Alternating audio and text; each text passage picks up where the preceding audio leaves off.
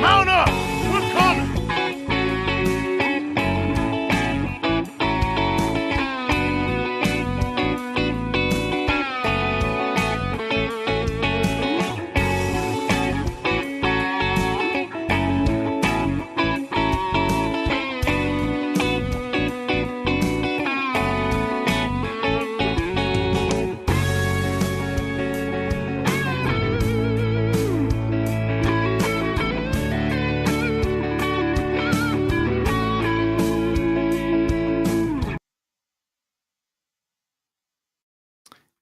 Hey everybody, welcome to part 2 of the Minnesota Vikings free agency special here on Purple Insider. My plan is for another several hours here with you. Later on in the evening, Andrew Kramer from the Star Tribune is going to stop by. I've tried to coax a couple other guests on. We'll see if that comes to fruition. Everybody is very busy today with free agency, and we have breaking news. Actually, the timing here for the Purple Insider podcast is going quite well because earlier I didn't wrap up, and then Sam Darnold and Cam Bynum happened. Bynum to the Colts, Sam Darnold to the Seahawks. And then just before I was getting ready to start, Ryan Kelly, center from the Indianapolis Colts, is joining the Minnesota Vikings on a 2-year, $18 million contract. So there's two big questions that have to be answered with that. Number one is, does this mean that Garrett Bradberry is done in Minnesota? And the other question is, how good is Ryan Kelly? Does this signing make sense? So let's start with part number 2. How good is Ryan Kelly?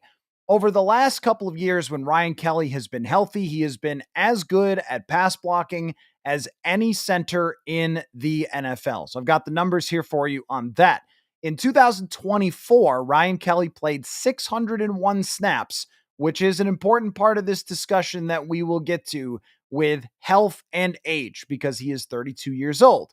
But in his 601 snaps, Ryan Kelly this year allowed a grand total of 11 quarterback pressures and was the 7th highest graded pass blocker in the NFL. And in 2023, grade, of course, by PFF. In 2023, he was the number 2 highest graded in 882 snaps. He allowed 7 quarterback pressures. So this is one of the premier centers in the NFL when it comes to pass blocking. As far as a run blocker, historically, he has been an above average run blocker. I wouldn't say that he's been one of the best of all time, but he has been well above average year after year after year. We are talking about an incredibly experienced player, 7,696 snaps at the center position. You don't get more experience than that for Ryan Kelly. The only concern is when healthy. And over the last 2 seasons, he has not played a full year. Last year, 600 snaps is about half of the total snaps for most centers. The last time he was over 1,000 was 2022. Before that, he had a very good record of health, but the last 2 seasons, he has been a little bit on the banged up side. But I think it's quite clear what the Vikings are going for here with Ryan Kelly. One is just a better pass blocking center. It was obvious over the last couple of years where teams were attacking the Vikings on the interior. They more or less vowed to improve and the interior pass blocking, and now they are doing that with Ryan Kelly. And if indeed this means the end of his time in Minnesota with Garrett Bradberry, the reason will be because they need someone who is a much better pass blocker than Garrett Bradberry has been. And last year, when we used the same metrics for Garrett Bradberry, even if we include part-timers, Garrett Bradberry was one of the worst pass blocking centers in the NFL. Now, earlier in his career with KOC, Bradberry had some better numbers. He was more in the middle of the league, more in that 18 to 20 type of range among centers. But last year, even if you go and just look through maybe week 14 or so, Garrett Bradberry was doing fine in terms of pass protection. But as the season went along, and as so often has happened to Bradberry through the years, he ends up regressing as it goes deeper into the season. And I think some part of that is that players lose weight through the season. And Bradberry was not a guy who could ever really keep himself at 305. And by the end of the year would weigh less. And I think had a tougher time when it came to dealing with those bigger defensive tackles. That is something that since Garrett Bradberry was drafted by the Vikings in 2019 as a first round draft pick, he has always struggled with from really day one.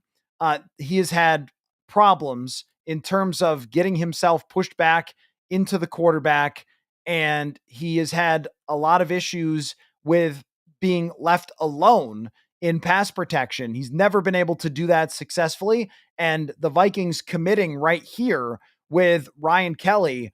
The other part of it too is not only are they looking for an improvement when it comes to the pass protection, and this is significant. Sometimes it's hard with PFF grades to give you it, like a way to let this resonate. So I'll give you the pressure numbers.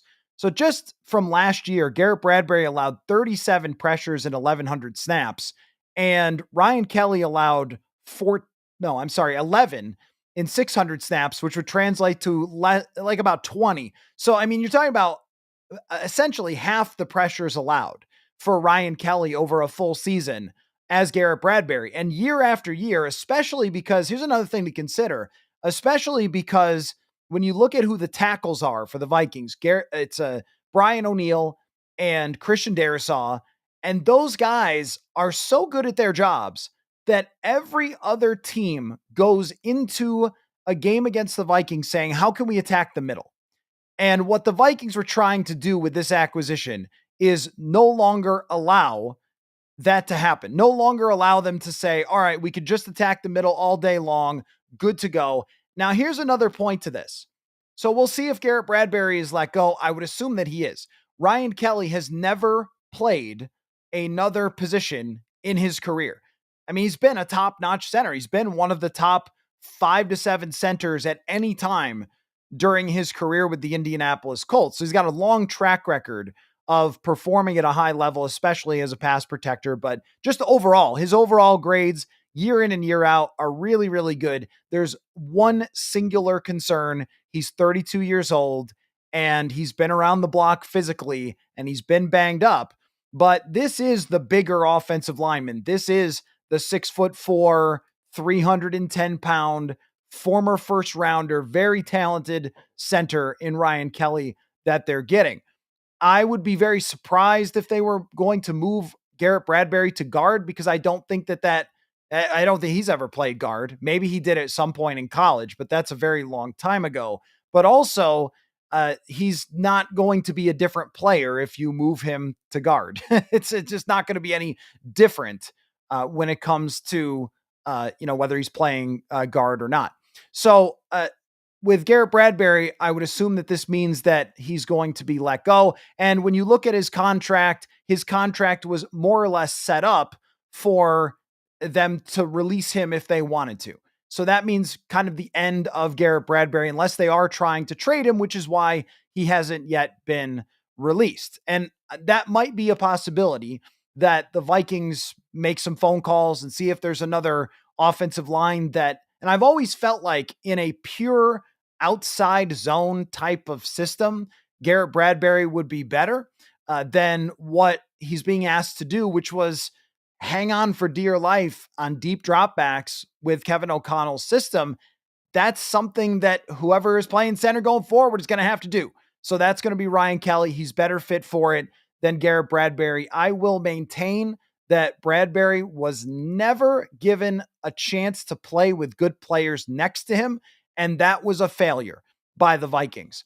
To consistently be rolling in the Blake Brandels, the Oli Udos, the Tom Comptons, it's just been Tom Compton didn't play with him, but the Dakota Doziers, the Drew Samias, I mean, they have just rolling in these people. Maybe Drew Samia didn't play with him either. You get the point.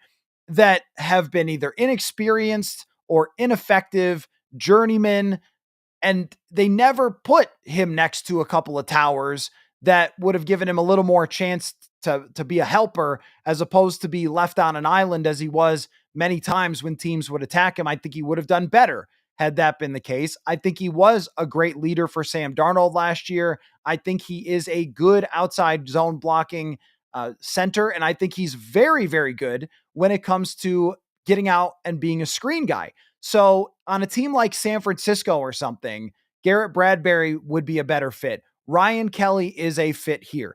I did not have Kelly necessarily on my radar because of the health potential and the age of him being 32 years old. But maybe now they're in a position where they feel like it's win now, baby. Like, here you go. You're not worried as much about the age and things like that. You're worried much more about the production and centers, if any position can play a little bit longer. But when I see 800 snaps and then 600 snaps in a league where you're getting 11, 1200 normally, I do tend to hesitate a little bit. But here's an important point about signing Ryan Kelly. The price tag for the former Colt, 2 years, $18 million with $9 million guaranteed. $9 million guaranteed essentially makes this a 1-year contract.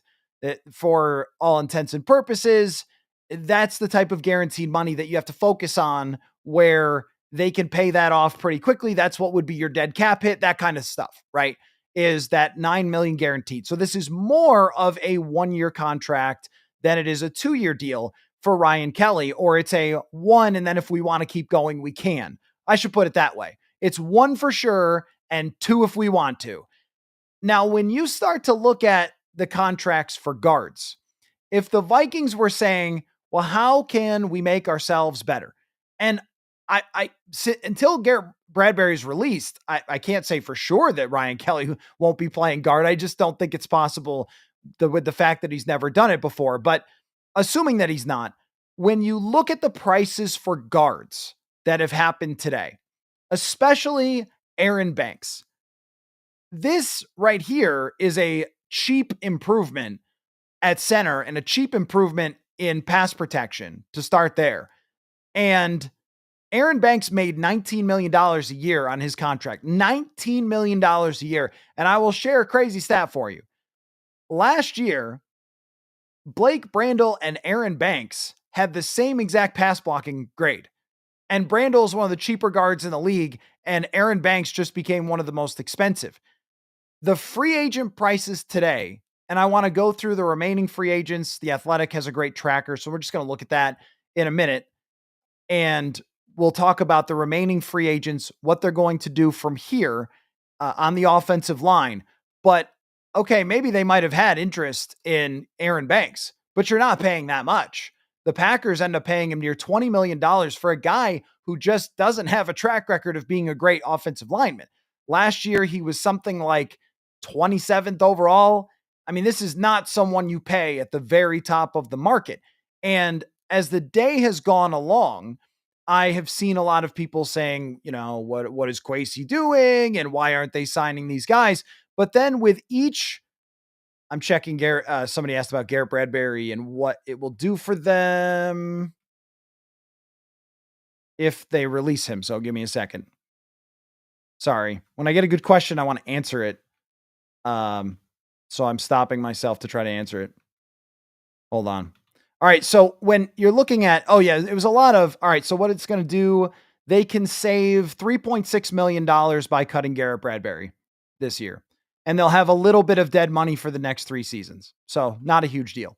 Okay. Sorry for the distraction. The point was, throughout the day, in my break from the earlier show, which go check that out if you haven't seen it, I just saw a ton of what are they doing? Why aren't they signing these guys? Where's the offensive lineman? What is Kwesi doing? Like a lot of that stuff. Typical kind of social media overreaction. And my thought was, would you rather just get excited about a move because it happened or have it make sense? I mean, for me, I would rather have it make sense. I would have thought a player like Aaron Banks would have gotten, 10, $12 million based on how good he is, not 19. 19 is wild.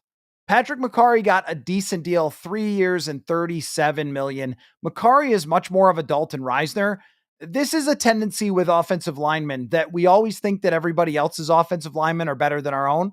Always. And that's why having the metrics there can really tell us like how someone plays and what they've done for their team. They're not perfect, as many of you will point out, but they're as close to we're going to get to objective measures on every single player. And when you look at the profile of Patrick McCarry, he has not been an exceptional run blocker. He's been a great pass protector. He looks like Dalton Reisner.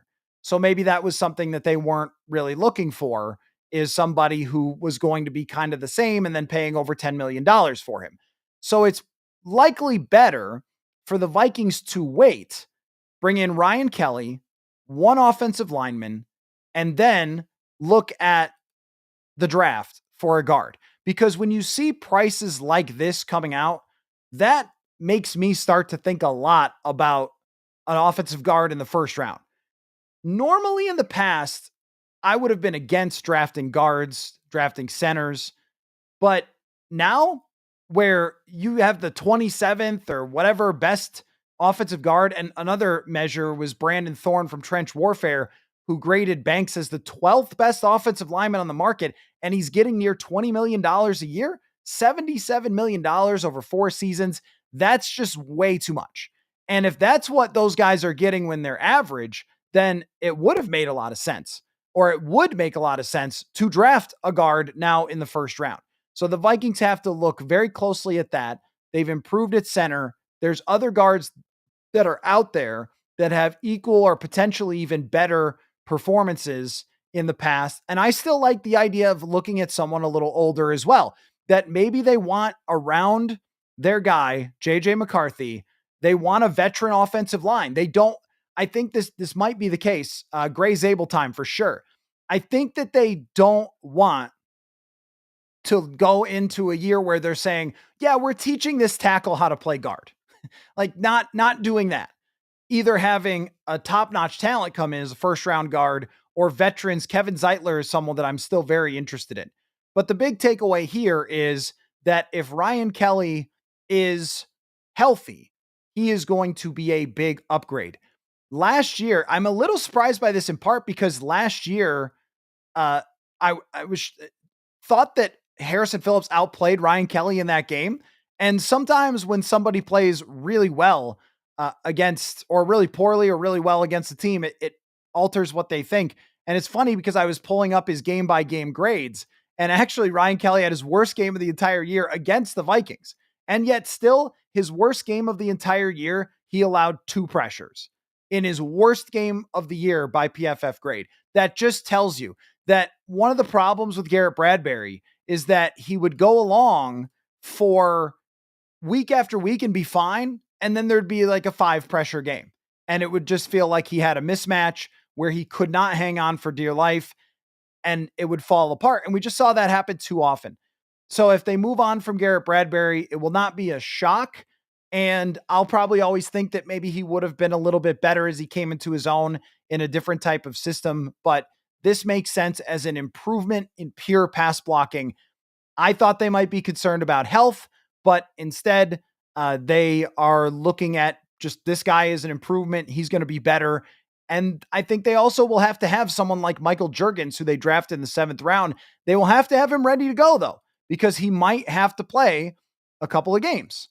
And if that's the case, I mean, that has to be factored in, but the price factors that in. 1 year or 2 years for $18 million, really with 1 year guaranteed, it is not that high of a risk, except for if he gets hurt, then you don't have him, and then you didn't upgrade. So that is the risk that that goes on there. So a lot more to talk about. I've got the top 100 list from The Athletic, and it's a very nice looking list. And I just want to scroll through it and look at what's happened today, some of our reactions for today, and then who's left. Because another potential Vikings target, Tershawn Wharton, signed a huge contract. So did Charvarius Ward. There's been a lot of deals where I went, okay, like that guy, don't love that guy. Eric comes in with the super chat. Always appreciate anybody with the super chat. Says, in the minority, disappointed not inking Sam for that amount. Feel like desperate New York Giants could have given a load for JJ McCarthy. Yeah, I get you. Could have gotten 3 rookie contracts. Yeah, I mean, I get you, Eric. And I think that there was a minority of people, as you said, a very small number of people that wanted to see Sam Darnold back. I don't think that there were many that wanted to see JJ McCarthy traded. When it comes to something like that, it would be much better to just have, even if they had brought back Sam Darnold, to have two quarterbacks on your roster rather than one. And if Darnold didn't play well, then they could quickly go to JJ McCarthy, or to make that something they wanted to do. But I also think that when we come to now this point where Sam Darnold is signed with the Seattle Seahawks and JJ McCarthy is here as the starting quarterback, something that I said in the process leading up to this decision and Darnold signing elsewhere and so forth was that if Kevin O'Connell felt like JJ McCarthy was ready to go, then that was good with me. Then that was enough for me. Like if he was good with it, then I'm good with it. Because Kevin O'Connell has proven over his time here that he can get the most out of quarterbacks. He did with Kirk Cousins. He certainly did with Sam Darnold. You can even argue he did with Nick Mullins, who left for the Jaguars today. That Kevin O'Connell, with his hands on these quarterbacks, with the wide receivers they can give them, they're trying to clearly improve along the offensive line by signing Ryan Kelly. And there's definitely some concern here for the health, but when it comes to actual performance, no question about it, Ryan Kelly is a better pass blocker than Garrett Bradberry. It's not particularly close. I mean, when it comes to pressures allowed over per season, it's literally twice as good, or half the pressures allowed for Ryan Kelly. So trying to improve around their young quarterback in pass protection, but thinking of what they can give JJ McCarthy. And remember, Kevin O'Connell worked with McCarthy this entire year, so he knows more than we do. I saw him in training camp every day. I was really impressed. You could go back and listen to my post-game podcast after the preseason game where I thought, well, this is really coming together exactly the way they would have hoped. This is a big moment for the organization and all that, because JJ McCarthy has put so much on tape in training camp and preseason that he looks like he's ready to be a starter. And I think what they saw going behind the scenes, which was his work ethic, how he dealt with the injury, all those things. And then what they saw even after the season with his recovery. So how far along was he? I reported that he was up over 200 pounds around the time of the combine. So the weight was not an issue, which I guess, hey, 22-year-old people who can just lose weight and then put it back on in muscle. I'm very jealous of a 22-year-old elite athlete when it comes to that. But it seems like they would know better. The medicals, they would know better mentally. They would know better physically, all that stuff of where JJ McCarthy is. And if Kevin O'Connell is all in and feels like he's good to go, that's what you drafted him 10th overall for. And now go make it happen. But going and making it happen with the salary cap does not mean be stupid. It doesn't mean sign Aaron Banks to almost $20 million or some of the other contracts that we're going to go through here in a second that are just crazy town. And when you look at the list of free agents that's still available, a lot of times what we end up with is day one is way up here. Everybody goes crazy. And by day three, there's a lot more even-handed contracts being handed out. And even Ryan Kelly, I mean, if they improve their pass blocking by spending $9 million a year versus 20 for Aaron Banks, that's a very, very big gap with how much they're spending to do it. Now, they still need to find other answers at guard. One of them might be in the draft. I guess we'll probably have a good sense for that over the next couple days. But as I'll show you in a second, there are other guards that are still out there. They're not all off the table. So why don't we do that? Why don't we start to have a look at the free agency tracker?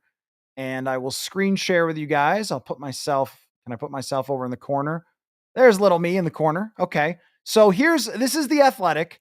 And I just like the interface here, what they got, the way this looks. It's got all the signings to the side. It's got all the names. So I'm just going to scroll through and we're going to talk about it. And what you guys can let me know in the comments is who you want, who you're interested in. Oh, let me just say real quick. Let me just pop in or stop sharing that for a second and just say, all of you that are bringing up Will Fries, yes, it's a good idea.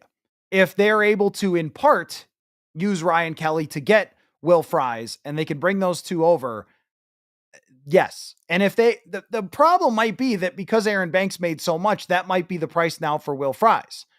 And in that case, that is a lot to pay for him. And I would believe that it was an overpay. Also, I would have to say, if they're going all in on interior line, who are any of us to disagree? Right? It's just my issue with Aaron Banks was he's not a great pass protector. I think Will Fries is a better pass protector. And as of this moment, some of you are bringing this up. As of this moment, nothing new on Jonathan Allen. We know that he's visiting this afternoon. The concern is with Jonathan Allen that Grady Jarrett got a huge deal, 3 years, $43 million. And if I'm Jonathan Allen, I'm like, I just got cut. Not sure what I'm going to get. What did Grady Jarrett get? That's the price now. And because I think Jonathan Allen is a better guy to sign than Grady Jarrett. Grady Jarrett has just fallen off. And Jonathan Allen has slipped due to injury, but he's still a good pass rusher, still was well above average pass rushing where Grady Jarrett was not, and is really signing that contract in name only.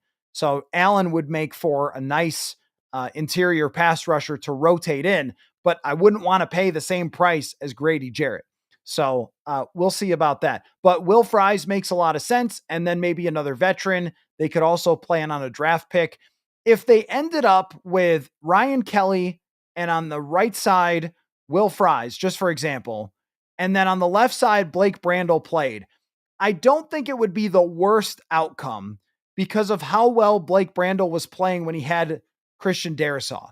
Where he really slipped was after Christian Darrisaw was gone, and then he was playing next to Cam Robinson. You could see it in the numbers. It's pretty clear that he was a below average guard, and he got taken advantage of a lot. But you see a lot of that was blitzes that they weren't picking up, communication that was struggling, and I think there were issues with communication. That's not me saying that that's the best outcome, but it's not a crazy outcome for them to maybe draft someone in the third and develop them. But the best outcome, Gray Zabel is brought up by Aviation MKF there. I think the best outcome would be to sign two more veteran players. Maybe it's Fries. Maybe Brandon Sheriff is who's being brought up as well by you guys in the comments. Kevin Zeitler's a name I brought up. And then draft one. So get another veteran who's solid to go along with Kelly, and then draft someone in the first round.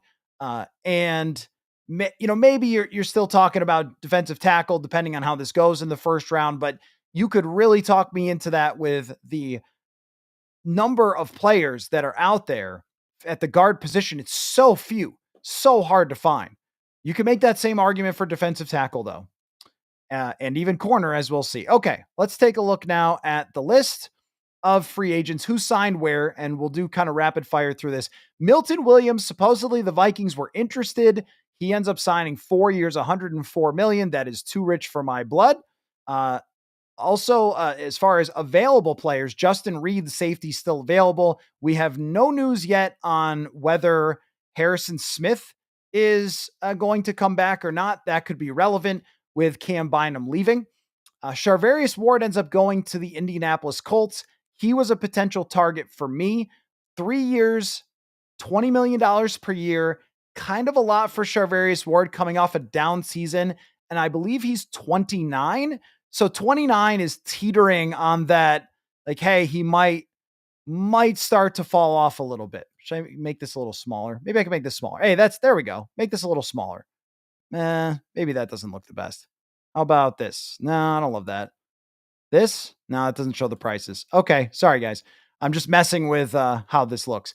Anyway, so Charvarius Ward got a huge amount of money, $20 million per year. Wouldn't love that for the Vikings. DJ Reed is probably the one that hits the hardest for Vikings fans because it's $16 million a year and he goes to the Lions. And we know the Lions signed him because he was good against Justin Jefferson. And that's why it would have been a good signing for the Vikings. Jonathan Allen, we'll see. Javon Hargrave is still out there. Very interested. Will Fries was the Athletics' 14th best free agent, still available. The Bears put a ton of money into Drew Dahlman, who I think is good, but I don't think is a great pass protector. Let's see. Hufanga goes to the Broncos, another potential safety target. $20 million a year for Carlton Davis. Again, it's a lot. Would have been a good fit for the Vikings, I think, but it's a lot. Nothing on Javon Holland yet, which is interesting because I would have thought that he would have been one of the day one type of first guys off the board. Someone's putting a bunch of money into Javon Holland type of moves. So that is still a possibility for the Vikings. Zadarius Smith got let go, which was interesting because he was so good. We really don't have any news on Aaron Rodgers yet and where that's going to go. As I may have mentioned earlier, I think Aaron Rodgers is the only one selling Aaron Rodgers to anybody at this moment. It doesn't feel like people are interested. Mekhi Becton would be a good pickup for the Vikings. I'm just not sure about whether he would come to the Vikings with their situation with the assistant offensive line coach, but maybe that doesn't make a difference. I don't know. Byron Murphy Jr. Alec Lewis said that he thinks that it's still possible that Byron Murphy Jr. could come back. And I think he's right because when you look at what DJ Reed got, $16 million a year, I mean, if that's what Byron Murphy wants, I think we're all into that, right? I think we could all agree that $16 million a year would be totally fine for Byron Murphy Jr. Jeremy Chin went to the Raiders. Patrick McCarry, as I mentioned, 3 years, 37 mil to the Jacksonville Jaguars. DJ Jones signed early and may regret that.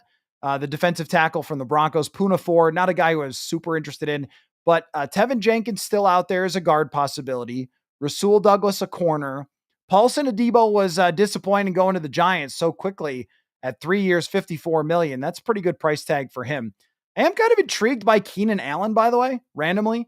I am kind of intrigued by him. He could still run routes and get open, and I feel like JJ McCarthy could utilize that, but maybe he wants to play with a veteran quarterback after last year. We're not looking at running backs after Aaron Jones returned.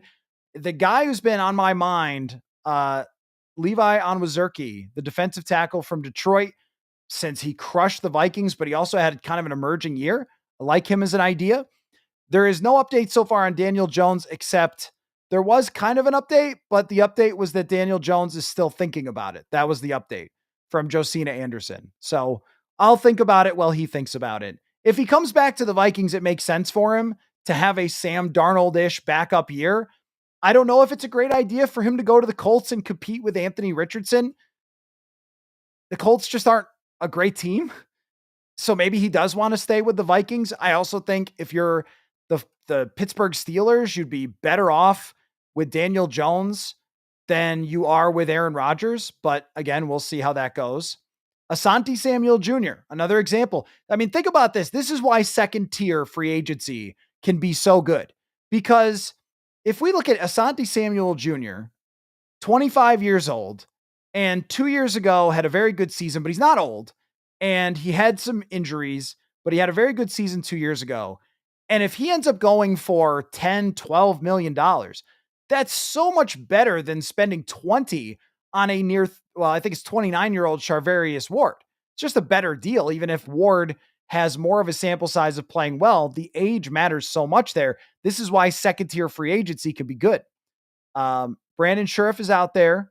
More of a good pass blocker than run blocker now. Somewhat intrigued by Tyler Lockett for the same reason as Keenan Allen. James Daniels, another name on the list that might not get that much because he's coming off an injury. Here's a crazy one, is Tershawn Wharton. I was kind of intrigued by Tershawn Wharton. 3 years, $54 million for a guy, 6.5 sacks, kind of a part-time player. That's what this year has been. Kevin Zeitler, just going through the free agency list here on The Athletic. A good option, in my opinion, for a 1-year deal. Calais Campbell's still out there. If he wants to play, he can play here. They list Darius Slayton, but there was a report earlier that he still technically isn't a free agent. That was surprising because I think we all assumed he was. Justin Simmons, potentially cheap safety who's been good in the past. Christian Fulton, another corner who could be pretty good. So just roll through these pretty quickly. But hey, Tyler Conklin for tight end 3 still out there. Andre Cisco is a safety. I think you guys get the point. Will Hernandez is still out there at guard. And Draymond Jones is an interior rusher who could be interesting. Mike Hilton is a corner. Malik Collins, a defensive tackle. I think that you get the point that there's still a lot of very viable free agents who are out there. So we don't have to go, why is Kwesi not doing anything? It's actually much better, I think, from the perspective of spending smart. I know they've got a lot of cap space. That doesn't mean you act like an idiot. Like, just for example, I mean, if let's say you've done a good job saving in your life and you've got $100,000 in your bank account and you're like, man, I should really go out and get myself a new car. It doesn't mean go buy, as a Honda Civic lover, I will use a Honda Civic. Doesn't mean go buy a Honda Civic for $40,000, right? It doesn't mean go buy Aaron Banks for $20 million. Richard says, why are we ignoring that wide receiver 3 can do some dirty work? Don't have to sub in Trent Sherfield. Underrated need. Elijah Moore would make sense. Jalen Naylor is not it. Well, Jalen Naylor, I think, plays a role that fits as a deep wide receiver. Elijah Moore may be an option for them. I think that the wide receiver, see, we always have it 1, 2, 3 like it's fantasy, but just a depth wide receiver who can be a short area guy underneath. That's why I mentioned Keenan Allen, where he could still get you 8-10 yards on quick routes. We saw him do it against the Vikings. He was open all day against the Vikings. It's just that Caleb Williams didn't find him. Let's see. Justin says, just saw the Browns plan to release Dalvin Tomlinson. Is a reunion in the works. I think Tomlinson is a really good player, but he's not exactly the type I'm looking for. If they brought him back, like, no problem with me. He's a good player and he's a really nice guy, but I need backfield. I need penetration defensive tackle, rush 4, get in the backfield. Evan says, do we lose out on DJ Reed because of our B+ dietitian? I don't think so. I think you probably lost out on DJ Reed because the Detroit Lions are going to be a favorite for the Super Bowl. That's probably why. But, DJ Reed would have been a good fit. They might play the type of system he wants to play in. I don't know if it's going to be exactly the same after Aaron Glenn. It might have been the place that he wanted to go. I don't know. I haven't seen him say why he wanted to sign with them. I think he did take less than he probably could have gotten somewhere else. Compared to the other corners, I think he's better than Charvarius Ward at this point in their careers. I think he's just as good or better than Carlton Davis, and he did take less. So that surprised me. But it just sometimes guys want to go to a certain place. Sometimes guys have made their money and want to try to win and will take a little less to do it. And maybe that's the case, or he knows somebody there. It's hard to say. Matt says, I'll allow Murphy at 16 out of the kindness of my heart. Murphy at 16 would be a great deal for them. And I know we're always going to say, well, Byron Murphy isn't the best, whatever. But I mean, if you got him at the same price as DJ Reed and well below the other prices for the top corners out there by a few million, I mean, that it would make sense to bring him back. And we know how well he fits. That's the big thing, is that we know how well Byron Murphy fits. I'll keep going back to that he knows the defense.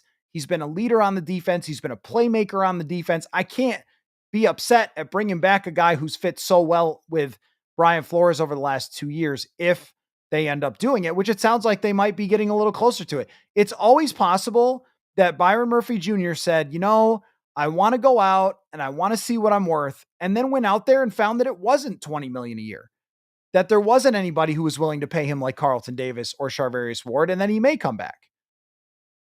Melkill, do we like the Isaiah Rodgers? I do, because he was somebody that I had circled as a potential deal. And I think that's what we're seeing here in these first few moves where they haven't gone nuts with anybody. We're seeing them look at, let's get good deals for players who can contribute at these key positions. Looking at a Ryan Kelly, who's going to be an upgrade. Looking at Isaiah Rodgers, who has a smaller sample of playing, about 1,300 snaps, but he's never had bad numbers. When he's targeted, he's got an 86.6 quarterback rating against, which is very good. Like, the average quarterback rating in the league is like 94, 93. And so he's better when targeted than the average quarterback. So if that makes sense, average cornerback, I should say, that if that makes sense. So he has been a part-time player who's a little undersized and has been on Indianapolis, has been on Philadelphia. Paying him $7 million versus paying some of the other guys 20 is probably a better deal. And I think he's of the exact same mold as Mekhi Blackmon, where he's undersized, but he is a good tackler and he's got good coverage numbers and might end up being a third corner for them. Like, think about what Shaq Griffin did for them last year. It might be a similar move for Isaiah Rodgers. I still think they're going to go look at somebody else too. Jeff with the super chat. Thank you so much, Jeff. We need to get younger and deeper. I'd like to see them sign journeyman guards, journeyman corner, and fill in the depth everywhere else in free agency, then draft a couple DTs and running backs. Yeah, I think that the journeyman guard point, I would want the journeyman guard to be good, though, like to be a top player, to be a Kevin Zeitler, to be a Brandon Sheriff, somebody who's been really good in their career to go along with Ryan Kelly. Because if you just, for example, okay, let's see. Looks like the Chargers are maybe getting Najee Harris. That's interesting. So if you just for example, communication and experience is really big on the offensive line. And one of the biggest issues the Vikings have had is when teams realize they're not just going to beat Darisaw and Brian O'Neill one-on-one all the time. A lot of times what they'll do is they'll attack with blitzes, they'll attack with stunts. And the Vikings are running out there, a guy who's a tackle is moved to guard, a guy who hasn't played at this position before. And it's no surprise that Dalton Reisner did well in pass protection last year because he's experienced and he did better at reading those plays and worked well with Brian O'Neill. And I think experience is a big deal. So if you got someone like Kevin Zeitler on a 1-year deal and you can draft someone and bring them along, that would be ideal for me. As far as defensive tackles and running backs, the draft looks more like running back will be a mid-rounder. Defensive tackle or guard or corner have moved to the top of the list. It's hard to not be attracted by the offensive line, though. There's some interesting interior guys. JP North mentions Donovan Jackson, who is very intriguing to me with his movement skills. Max brings up Cooper Kupp. Cooper Kupp is going to be cut and could sign with other teams when the league year actually starts. So not today, but what is that, 2 days from now? Isn't this funny? Is this silly? It's just silly. This is the legal tampering period, folks. It's got to be the official league year when you're right. Silly. I'm sure that Cooper Kupp can text with Kevin O'Connell, but Cooper Kupp is a good example of bringing up like Keenan Allen, where that short area quickness guy, that underneath target, I think is an important thing for the Vikings to look at because they really lacked that last year with 3 guys that were kind of the same type of player. We got some Honda Civic drivers here. Yeah, I mean, it's a great car. Thing is held up phenomenally. Did not cost $40,000. Can tell you that. So there's a lot of different ways to go about dealing with the rest of this offensive line. But I think the best way is either to get, I mean, Will Fries is okay if they do it. He's the top guard for most people. And so if they bring him in and they pay him the bag, okay, who's going to complain about that? I think he's a better player than Aaron Banks. So if they paid him more or around that same range, okay, that's fair enough. That would be a good move to solidify that side. And maybe they just have Blake Brandel there or draft someone or develop Walter Rouse, who I think has potential to play guard. That's a fine option. But I also like the way of going about it of getting a 1-year type of filler for a veteran that's good and is going to be an upgrade and then draft someone. Tevin Jenkins is another one. Tevin Jenkins falls under that category of a guy who's got some issues with his health. He has never played 1,000 snaps in a season. That would worry me. Already having Ryan Kelly being banged up the last 2 years, and then also bringing in someone who's had injury issues, I'd be a little bit worried about that. So yeah, Ryan Kelly with the injuries, Tevin Jenkins with the injury, you start to go, all right, are they going to have an offensive line for the full season with guys like that? And I think Jenkins has maybe a back issue, which I would be especially concerned about. Let's see. Richard says, if Smith ends up retiring, does Jay Ward take his spot or could Holland be a signing in the works? I don't think it would be Jay Ward. It would probably, well, maybe. They have been bringing along Jay Ward. And my understanding is that they like what they've seen from him on special teams, just another of the pipeline of safeties. The question would be, if he retired, would they prefer to just move Josh Metellus into his job? Because Metellus has the leadership, the intelligence. I like where Metellus is. I like that he's in this rover type of position, but maybe you might be talking about having Andrew Van Ginkel do some of that, Dallas Turner as an edge rusher, because Patrick Jones signed a $10 million per year deal with the Panthers, who love this type of player from the Vikings. They love DJ Wanham, and they loved, look who's calling me while I'm live on the air. Can you see it? Jeremiah Searles. I can't talk, Jeremiah. I should put him on, but he swears a lot off the air, so that's not a good idea. Anyway, so maybe I don't know if you guys could hear it through the microphone, if I could get his take on that, but maybe I'll have to text him and ask his thought on Ryan Kelly. I'll get him his official statement from Jeremiah Searles via text. I'm telling him I'm live right now. What is your take? Okay, we'll get an official former Viking offensive lineman take on the Vikings signing Ryan Kelly. Or if he wants to come on live. I don't know if he's busy. So the point is, with someone like Tevin Jenkins, it's not a bad bet, but it's someone who has had some injury issues there. I think, we were talking about safeties. The safety position, you could have Theo Jackson and Josh Metellus do it. I would rather see them bring in someone like Javon Holland. I would definitely rather see them bring in someone like Javon Holland. I think he's a difference maker, playmaker, and this defense, I want those safeties wheeling and dealing. I want them up at the line of scrimmage, drop it back, blitzing. They need somebody like that if Harrison Smith's not coming back. In fact, wouldn't hate it if Harrison Smith came back and they still did it. If Harrison Smith came back at like $8 million or something, and they still brought in Javon Holland and Theo Jackson developed for another year, I mean, he says, why sign an old injury-riddled offensive lineman? Yeah, that's the concern. Yep, that's the concern, is the injuries for Ryan Kelly. But the price tag may be a part of it, and we'll see what else comes about it. The injuries are a huge concern, for sure. Let's see. Alex's thoughts on Levi Onwuzurike. I am a fan. I think Levi Onwuzurike is someone who really developed for a couple of years in Detroit and had a breakout year last year. And here's a crazy, who came here tonight for a crazy Levi Onwuzurike stat? It was you, wasn't it? When it came to pure pass rushing situations, he had similar pressure numbers to Jalen Carter, Onwuzurike. Certainly some of that was against the Vikings in week 18. He was dominant, but that I think shows his potential, and he is on the younger side. Those are the type of free agents that I want.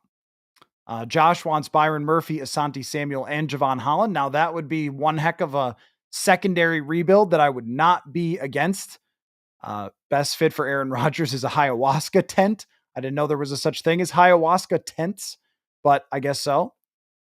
Cooper Kupp fits the system. They need a blocker. They do need a blocker. They do need a blocker at wide receiver. Having to put Trent Sherfield on the field just so somebody could block somebody, it was kind of a tell. And when I had, if you guys maybe saw the interview I had with Bobby Peters, who wrote a book about the Vikings offense, I asked him about, like, how predictable were they? And he said in the run game, it was very predictable, in part because of formation and personnel. Josh Oliver, Trent Sherfield, like, I guess they're running, and it would be nice for them to have somebody who could block as a wide receiver. And Cooper Kupp is certainly that, an elite blocker. David says the Vikings have cap space, but they have a lot of players to sign, so don't expect big money deals. A lot of the big money deals, though, are just bad. Like, that's the thing, right? The ones that we went through, all those signings, a lot of them I would go, or at least I shouldn't say bad, I should say red flag. Like Charvarius Ward at $20 million a year at 29 years old, coming off of his worst season, like, red flag that thing. There's a lot of big money contracts that have been handed out. Javon Kinlaw, 4.5 sacks for just a pure pass rusher at 15 mil a year.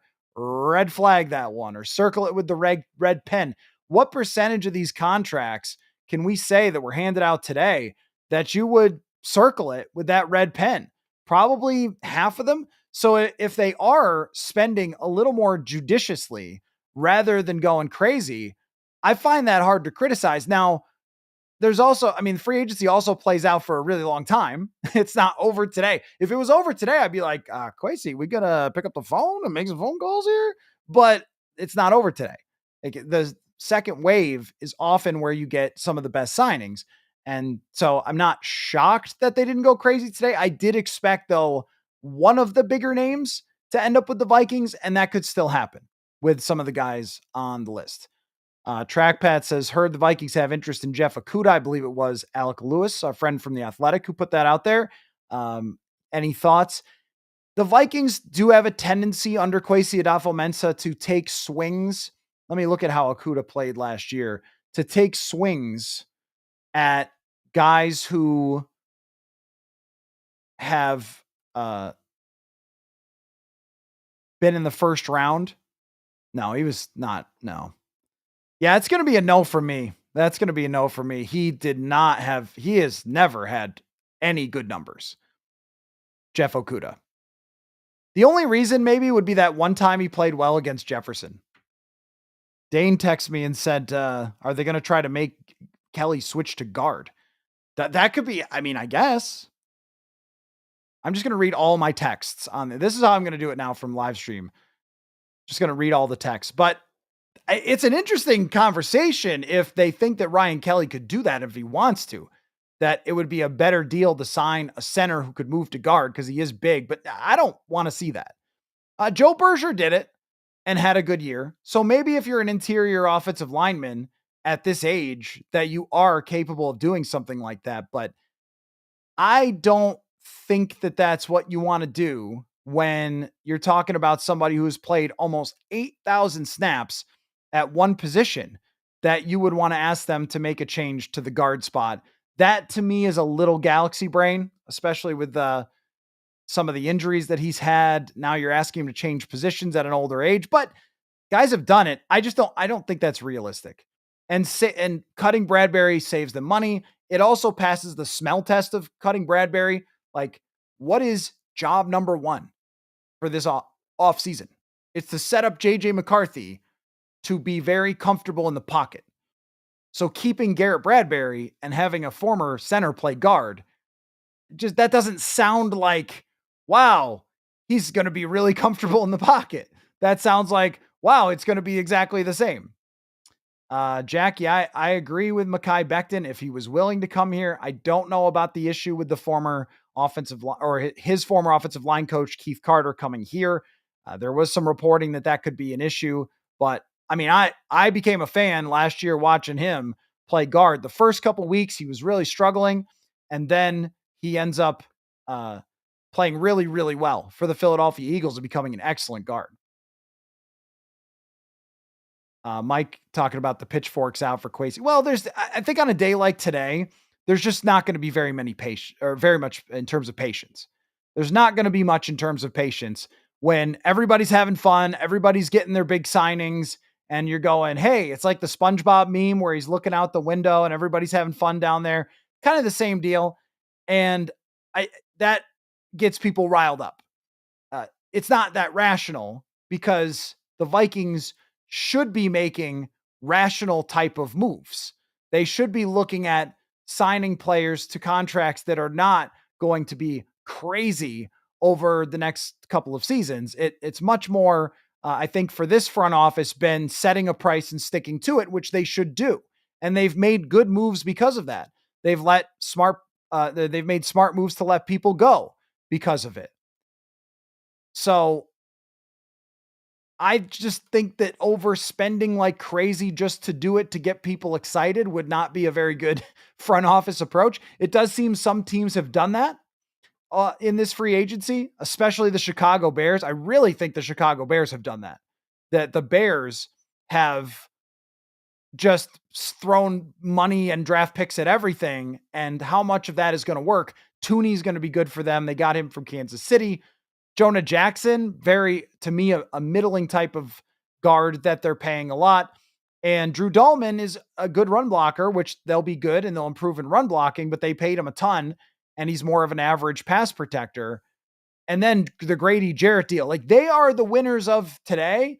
If you're over there in Chicago, you're having a party. Wow, we got all these players and everything. But I don't know if any of those moves is that shrewd outside of the trade for Joe Tooney, who I think can be a big upgrade. Yeah, I would, guys, I would have put Jeremiah Searles on, but I also know sometimes when with my friends, I don't know if you guys do this with yours, you answer the phone. Usually you say something to them, like a joke or something. And I didn't want to put him on the air and have him not know it, put it that way. But for sure, Jeremiah will come on after they have revamped the offensive line. We'll do that. Can Jeremiah play swing guard? No, he was horrible the last time he played. Not for the Vikings, for Buffalo before he retired. But uh, he was Jeremiah was a good swing guard when he was playing, and nobody is better at breaking it down. Is Ryan Tannehill still a good quarterback? I don't think so. He didn't even play anywhere last year. But the Vikings is, and thank you, Kansas City Chiefs fan, for the super chat. Really appreciate that. I mean, the Vikings do need a backup quarterback, though. Sam Darnold is in Seattle. What are they going to do at backup quarterback? That's something that we haven't yet got into. And at some point, we'll have a guest. Andrew Kramer is supposed to pop on after they do the Star Tribune does their podcast. So he's going to come on later on in the evening. But I mean, Daniel Jones, it's a tough decision for him. For Daniel Jones, he's got to decide, do I want to go somewhere if Pittsburgh isn't interested in him? I want to go somewhere that I'm going to compete with a younger quarterback like Anthony Richardson, who he might beat out. Uh, I think there's a good chance that Daniel Jones beats him out as much as Anthony Richardson struggled last year. Or does he want to stay here, be a backup for a full season, and then next year look for a job and be the backup for McCarthy and play if McCarthy gets banged up or whatever? And think about this. Let's just say the Vikings go 10-7 and they're 10-6 going into week 18, and it's not going to change their playoff spot. And Daniel Jones plays and he throws for 3 touchdowns, 280 yards, looks great. Someone's paying him a bunch of money and giving him a job next year.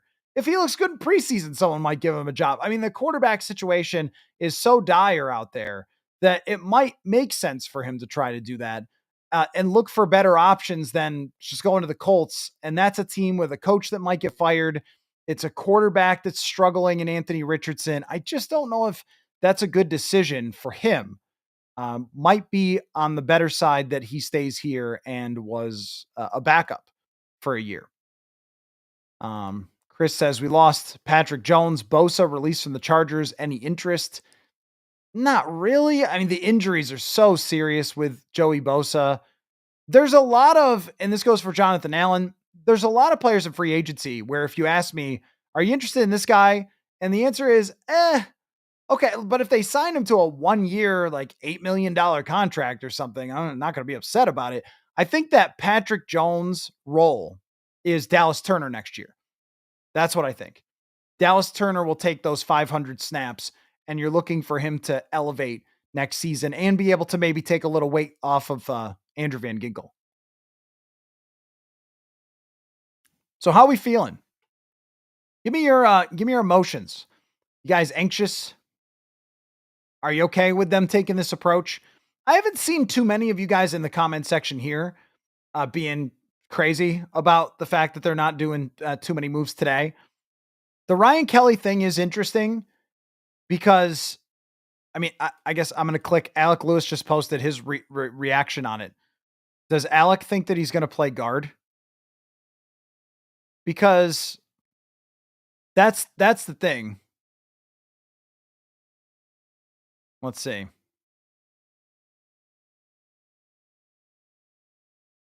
Yeah, I mean, he doesn't have anything about him, potentially playing guard. So I don't know.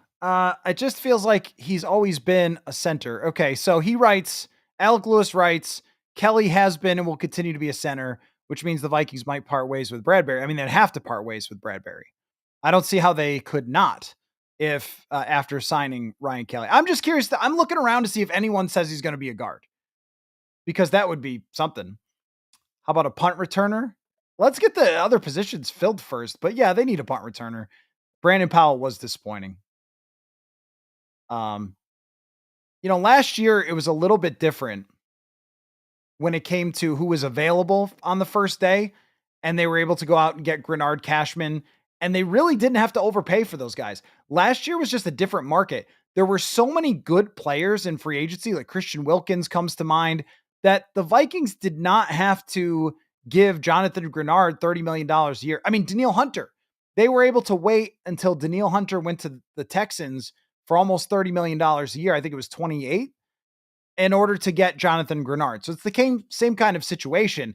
But Grenard, Cashman, and Van Ginkel are better free agents than most of the guys who are on the list. That, I think, is what's causing a little bit of this tension of, you guys want to get the resolutions here and the free agents signed, but the Vikings are probably thinking, the prices, let's see if they go down. Let's see if some of these free agents get a little more desperate. I agree with Rach 2 or Roch 2 that the guard market still is fairly robust. Yeah, I mean, the only guys that are off the market are Patrick McCarry from the Ravens going to Jacksonville and the Aaron Banks, right? I think those are the only two that are off the market. So, I mean, there's still opportunity there at guard. Viking 33, I'm confused. Bynum, Murphy, who's gone? Well, Bynum is definitely gone. Cam Bynum signed with the Indianapolis Colts for $15 million a year, which was the price that I heard he was going to get and why I thought that he wouldn't come back. And Byron Murphy Jr. is not gone, but we thought he was going to be gone, but now it looks like he might not be. So what they did with Byron Murphy Jr. is they moved back his negotiating date for his contract voiding. And they did that so they could have more of an opportunity to negotiate with him because his contract was supposed to void a couple of weeks ago, but they wanted to keep negotiating. They've done that with a few different guys, including Aaron Jones.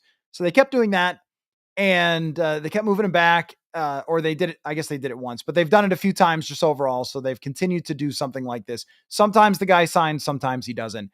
And Byron Murphy did not sign before his contract voided, which does mean that you have to deal with some dead cap and work around that. But if you extend him, you can deal with it. And then you go to the market today and you see Charvarius Ward and you see Carlton Davis. They're getting 20 mil a year. So my assumption was, well, Byron Murphy is right in that group that will probably get 20 million a year. But the difference between those guys and DJ Reed even and Byron Murphy is that those guys are sort of lock up the number one wide receiver type of corners, whereas Byron Murphy is not. Byron Murphy is a zone corner who is a little more flexible, can move inside, plays a lot of slot, plays on the outside, play on both sides, and does make plays on the football. But I think that we're probably mature enough to know now as a society that interceptions are hard to be consistent, right? Year in and year out.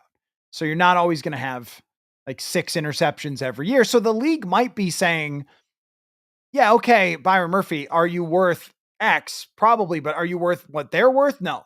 And if that's the case, then the Vikings should take Byron Murphy back. And that would be a good idea, I think. If we're not talking about $20 million a year, if we're talking about 15, then that's much more in the range that Byron Murphy could come back. Josh says, do you think that the Fries injury has anything to do with the delay? I don't think so. I mean, medicals always could be an issue with any player. I thought it was a broken leg. So it should be okay, right? I love how with these athletes, with these injuries, we're just like, that was just a torn ACL. He's fine. It's just a flesh wound. Yes, his arm came off and someone beat him with it. He's fine. Just sew it back on. He'll be all right. I mean, James Daniels had the Achilles thing. That would scare me a little, but I think it was just a broken leg. I'd have to check. Does the Kelly signing, Tyler asks, mean that they're getting that they're out on Fries? I don't think it means they're out on him. I mean, when we look at salary cap space after signing Aaron Jones, $4.8 million cap hit for next year. I doubt Ryan Kelly's is going to be all that high for this season. I mean, they've got plenty to spend. They've done nothing really so far outside of Ryan Kelly. So they've got nothing. They've got money to spend out in free agency, but they do have to bring in a lot of bodies. So if we just do a little bit of an imaginary depth chart, we can all play along the imaginary depth chart. They still need 2 guards, at very least 1 if they think that Brandel is still going to be okay, but at very least 1 at right guard. Got a center. They've released Garrett Bradberry. They have Aaron Jones in the backfield. That's set. They'll probably draft one. Could use a wide receiver. Not today, likely. You're more looking second, third wave for a wide receiver for $3 million or something. Someone to come in and just be a 20 reception underneath guy, unless they get Keenan Allen or Cooper Kupp. But I imagine there's going to be a ton of interest in those guys, or at least in Cooper Kupp if he gets released. But that won't happen for a couple days because he's got to be signed after the beginning of the league year. Don't ask me why. That's just how it is.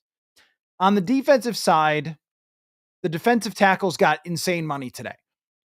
Grady Jarrett, you've got to be kidding me. After the worst year of his career, 3 years, $43 million. What? Okay, no, don't do that. Jonathan Allen is visiting. We'll see. He might want way more money than they should give him. Tershawn Wharton got way more money than anyone should have given him for the Carolina Panthers. 3 years, $54 million. Crazy money. So they need at least one defensive tackle.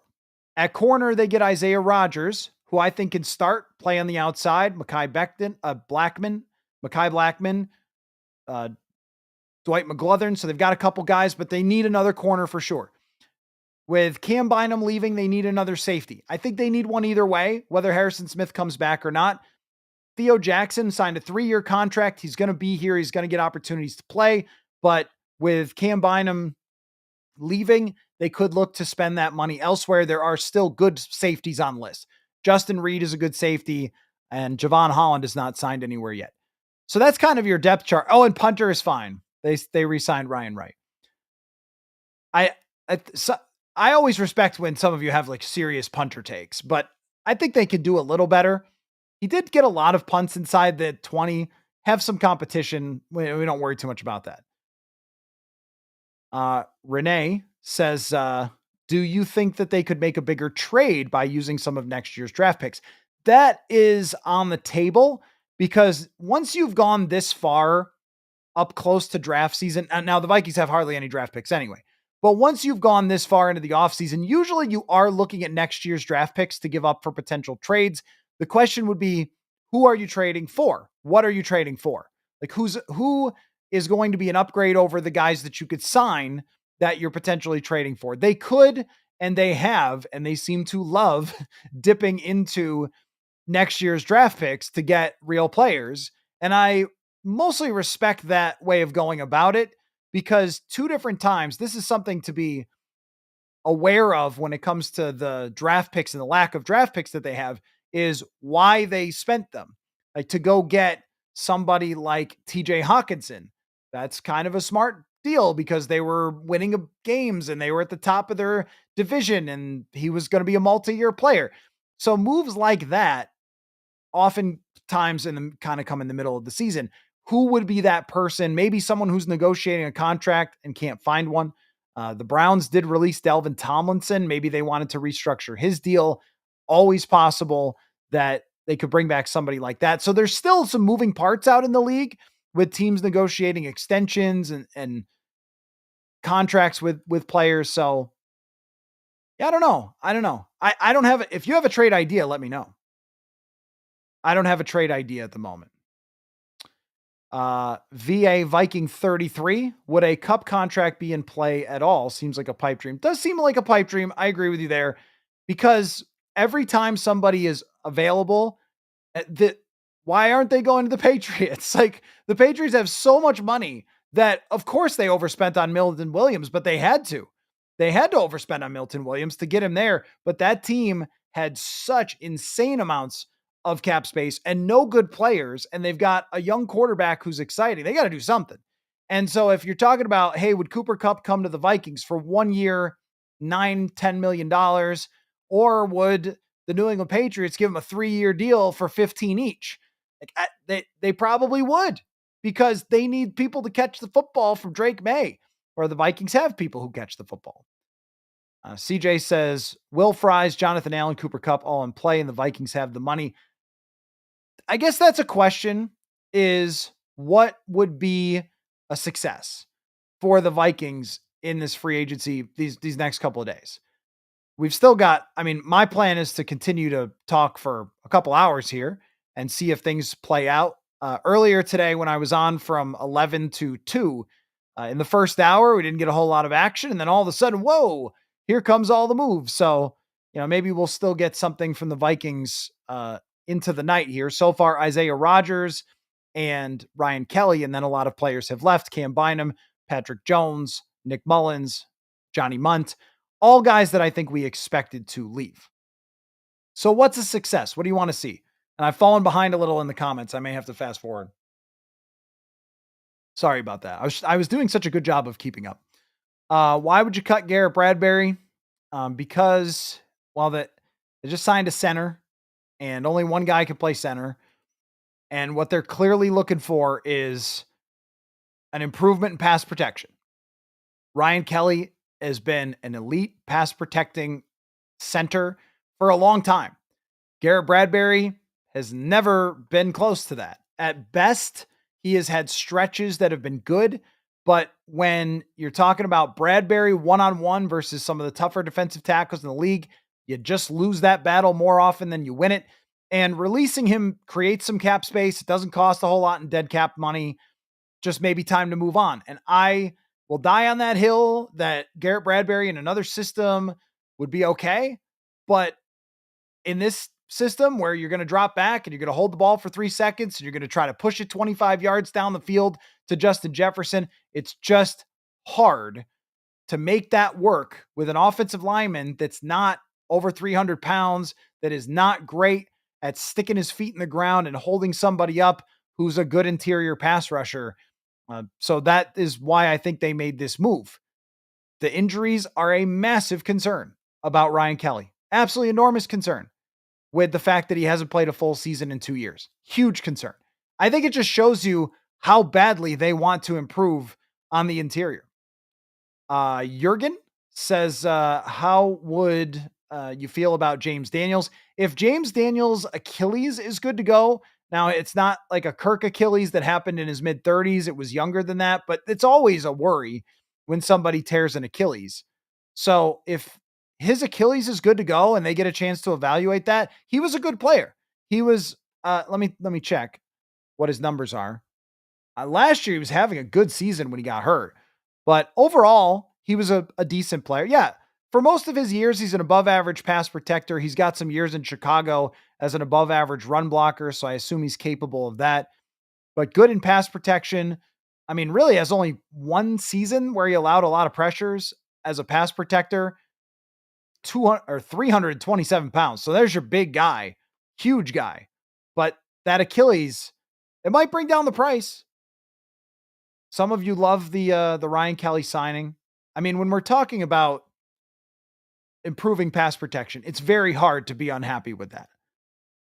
Very hard to be unhappy with trying to get a better, cleaner pocket for JJ McCarthy. You don't want JJ McCarthy to have to go back there and just the immediate wins that defensive tackles get against the Vikings interior has just been maddening for what? How many years have we gone through this with quarterbacks for the Vikings taking the snap and instantly someone's hitting them because their interior can't block? We've been through it so many times. Dale says, I've got a pretty strong belief in this regime's decision-making when it comes to free agency. That's a good point. Last year, they really proved themselves. Now, 2 years ago, when they were trying to spend on the cheap, maybe it didn't work out quite as well with Marcus Davenport, who got another contract from Detroit. Unbelievable. That guy, he knows how to, how many snaps has Marcus Davenport played? And he's gotten multiple, like pretty good contracts from the Vikings and then from Detroit. That's wild how that works. But as far as their decision-making in free agency, no, it was really, really good last year. And waiting to get the second wave of players, when you put them on paper and you compare them and go, all right, here's what Aaron Banks looks like on paper versus here's what Tevin Jenkins looks like later down the line, or here's what it looks like to bring in Kevin Zeitler or Brandon Sheriff and then draft somebody. I mean, it's pretty hard to make a good case for spending $19 million like the Packers did on a middling guard. Will Fries, I think, is a little above that, a shade above middling guard. I think he's above average, but I don't think he's a major upgrade, which may be why you're not throwing $20 million at him. I guess we'll see. I've always been a little bit hesitant on that. If they do it, I probably won't really dislike it because that's a solution finally. If they can get him and solidify him in 3 or 4 years for a contract for him would be good. But if it's $20 million a year, it's just a lot. And the difference between a lot of these players who are signing and then the next wave or even the next wave down is just not that much. So being shrewd has not ever been popular for Kwesi adofo-mensah. I mean, even you go back to, there were some folks who thought that they were trying to tank and throw it all away when they got rid of Delvin Cook, but that was right. When they moved on from Adam Thielen, but that was right. So you want to take the same approach. Like last year, signing Blake Cashman to the deal they did, or Van Ginkel, like these are great deals. This year, there's not a lot of great deals out there, but they do need bodies. So stuff's got to happen because they do need bodies. Tay says this has been a disappointing first day. Disappointing in terms of hype or disappointing in terms of decisions? I mean, I think if DJ Reed was on the table at that price, you would have liked DJ Reed. But in terms of their decision, like which one of these deals would have been DJ Reed is the one for sure. If you're saying that one, I totally agree. He may have just wanted to sign with Detroit. I don't know. But aside from that, like which one of these deals would we look at and go, oh man, that would have been a good one for the Vikings? Milton Williams got a ton, $26 million a year. Like, yeah, Milton Williams would have been great for the Vikings, but $26 million, great. Taking up a third of their cap space or even more than that. I don't know. That seems like a lot to me. Can the Vikings trade Garrett Bradberry? Might be why Garrett Bradberry hasn't been released, that they want to find that out. There could be some teams. You'd be amazed how this works sometimes. Sometimes, most of the time, the league is very smart in its decision making. I think it when you're talking about good franchises. But then other times there'll be one team who's like, yeah, I love that guy coming out in the draft. We should get him. Like, yeah, that was 7 years ago and he's playing in the NFL for this entire time. But yeah, I really liked him coming out. I think we could make more out of him. You get that all the time in the NFL. So that might be the case with Garrett Bradberry. Seattle needs a center, Nano Joe says. I mean, just considering how the league is paying average players, maybe they can spin Garrett Bradberry for something. I just don't see a world where, well, I shouldn't say that. I would be surprised if they asked Ryan Kelly to play guard after spending his entire career at center. It would not be unprecedented. And I mentioned Joe Berger did it. 2016, Joe Berger was the center. And then 2017, he was the guard. And he was their best guard in years. And that might have been the best guard season that they've had, I don't know how long, in very many years by moving him. So it's not impossible that they could do something like that and try to keep both of them. Maybe Ryan Kelly is okay with it, but the guy's played 7,000 snaps at center. And that's also kind of a leadership position as well. So I think that's another part of it for Ryan Kelly. Will Fries broke his tibia. What is that? That's a leg, right? Kwesi gets a C grade so far. How can we grade? How can we grade anything? They've made 2 moves and neither one of them have cleared $20 million. I mean, it's not really a lot to grade. Because if you're going to give a bad grade, you got to tell me which one of these deals. I would agree on the DJ Reed one, but which one of these deals? I'm going to scroll back through them. Which one would you say, man, they missed the boat on that one? Why didn't they sign that guy? Like Paulson Adebo going to the Giants, maybe. I like Paulson Adebo. I'm not sure I like him at $20 million.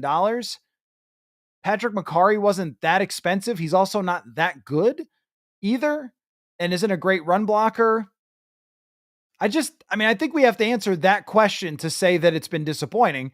They've got Jonathan Allen in the building, and I imagine they're trying to sign him. So is anyone going to miss Cam Bynum's dancing routines? Not you. Well, I don't think they're for you. My wife will. My wife's favorite player is Cam Bynum. She's upset.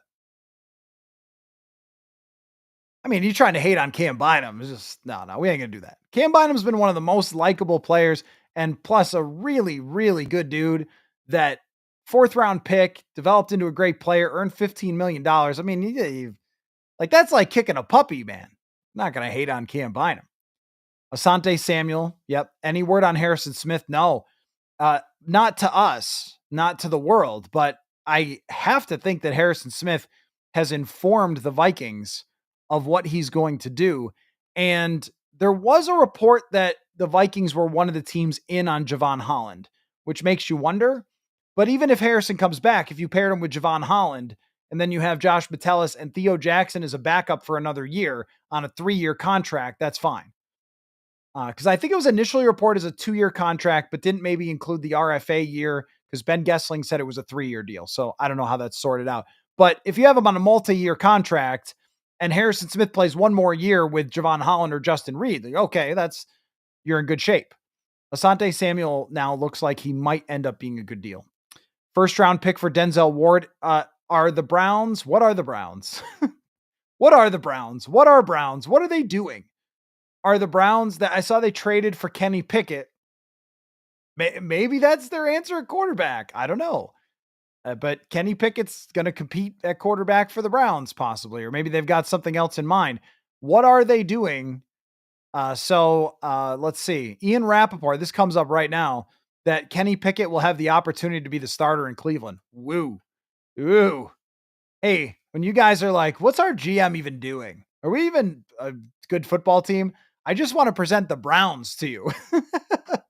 You imagine trying to follow that bleep show. Kenny Pickett's got, how dark is that? How dark is that? Kenny Pickett's going to compete for their first quarterback spot. That's tough. So I don't know that they're in trade everything mode. They did release Delvin Tomlinson, but they signed Myles Garrett, which makes me think that maybe they want to keep Denzel Ward around, but I would trade something for him. First round pick is a lot considering this draft. Is Asante Samuel Jr. bad at football? No, he was good, but he was injured last year. That is really the theme. I'll get to the numbers. That's really the theme with this free agency crop, and why I think it's better to probably wait and see if you could get deals is, so in 2023, Asante Samuel had a 75.6 coverage grade. That's really good. And he allowed 98 quarterback rating, but had 11 pass breakups, which is a good number for him. So he looks like he could play. Second round draft pick, 25 years old. I would go for that. Josh says Javon Holland would be huge. I agree. If we're talking about somebody who could totally revamp this defense by being signed, it's Javon Holland. That's the guy who's left in free agency. I was looking at all the names. Jonathan Allen would help. There's a lot of guys you go, they would help. Asante Samuel would help.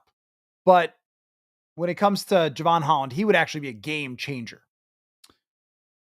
VA Viking 33. How upset are you about losing Johnny Munt? Kind of bummed. Like that dude. Johnny Munt was, they called him the best tight end 3 in the league. And I agree, but, and he came through with some plays. Johnny Munt's the type of guy that kind of comes and goes. Like, there's a lot of Johnny Munts in the league, third tight ends.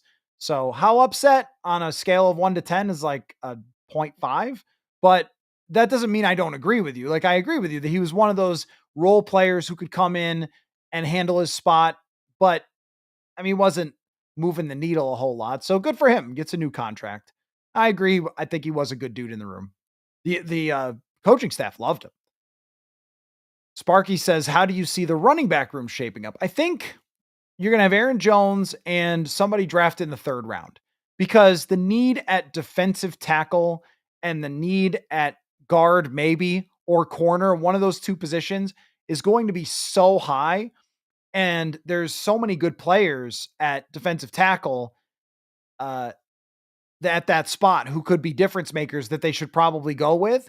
But also, there's not a ton of great corners. There's a few that are concentrated in the back end of that 1st round. The way it looks right now, they might want to do that. So I think that they're going to wait till the middle of the 3rd round, the back end of the 3rd round, potentially trade down and take a running back and probably sign one more guy.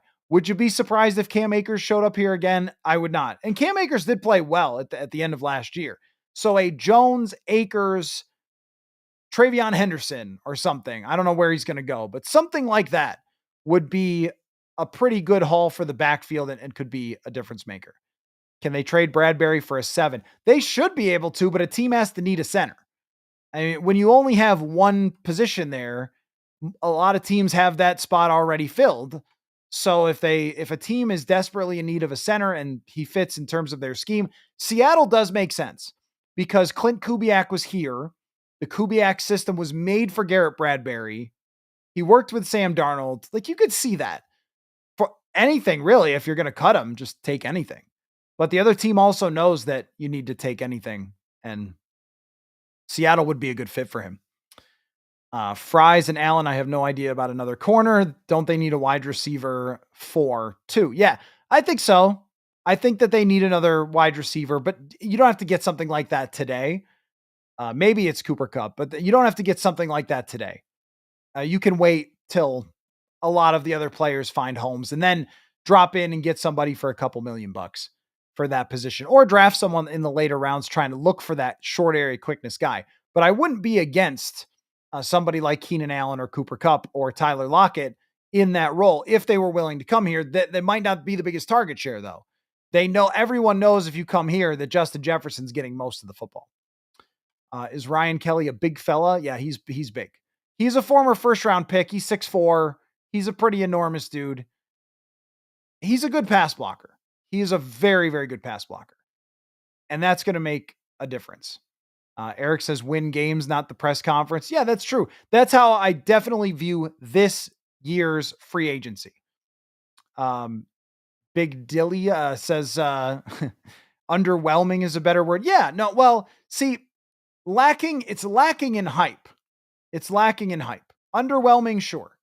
That could be another way to put it. It's not always the best idea to get the most glamorous thing to make the biggest signing if it's going to instead result in them spending smarter money down the road. And if they spend smarter money and they end up getting a couple of players in that are the same level as guys who were paid $20 million, then they just spend smarter money. But smarter money doesn't happen as much today. It's also 7:30 Central. Like, we could definitely still end up getting some moves here. Probably the minute that I sign off, I'll have to sign back on and do an emergency podcast. Zeitler would be a good idea. Zeitler and Kelly would bring them a lot of experience. Would definitely get a lot of experience. David says giving a grade is stupid. I may have asked for how you're feeling, and people took that as give a grade. It's not stupid. It just is. It's very clearly incomplete. Like, we just haven't seen what's happening yet. Yeah, Brendan says the Aaron Banks contract is absurd and stupid. Yeah, it is. It really is. It's madness. And that's my point about the signings that have happened so far. Aaron Banks getting $77 million is just wild. Nighthawk says my girlfriend is also hurt about Cam Bynum leaving. I mean, everybody likes Cam Bynum. It's not only just, okay, the dances were fun. That's not just the only reason to like Cam Bynum. He's a good player. He made a lot of plays for them, and he was healthy. He was on the field all the time. Great attitude, very smart player. And they tried to replace him by drafting Lewis Cine, and he wouldn't let them because he was good. And I like stories like that. I like a 4th round pick that develops, makes a difference, has a good attitude, high IQ player, great to deal with for us. He's certainly got a lot of votes for Media Good Guy of the Year, along with Josh Metellus. Both those guys kind of split the votes, but a really, really sharp guy who works extremely hard. Like, you can't be down on that guy. So him getting 15 million is good. But at the same time, if we're doing the hard dollars and cents on Cam Bynum, 15 mil's too much. Samuel can't tackle. No, you're right about that. Not a great tackler. Probably would not be someone that would be exactly a Brian Flores type, but it does make plays on the football and is younger.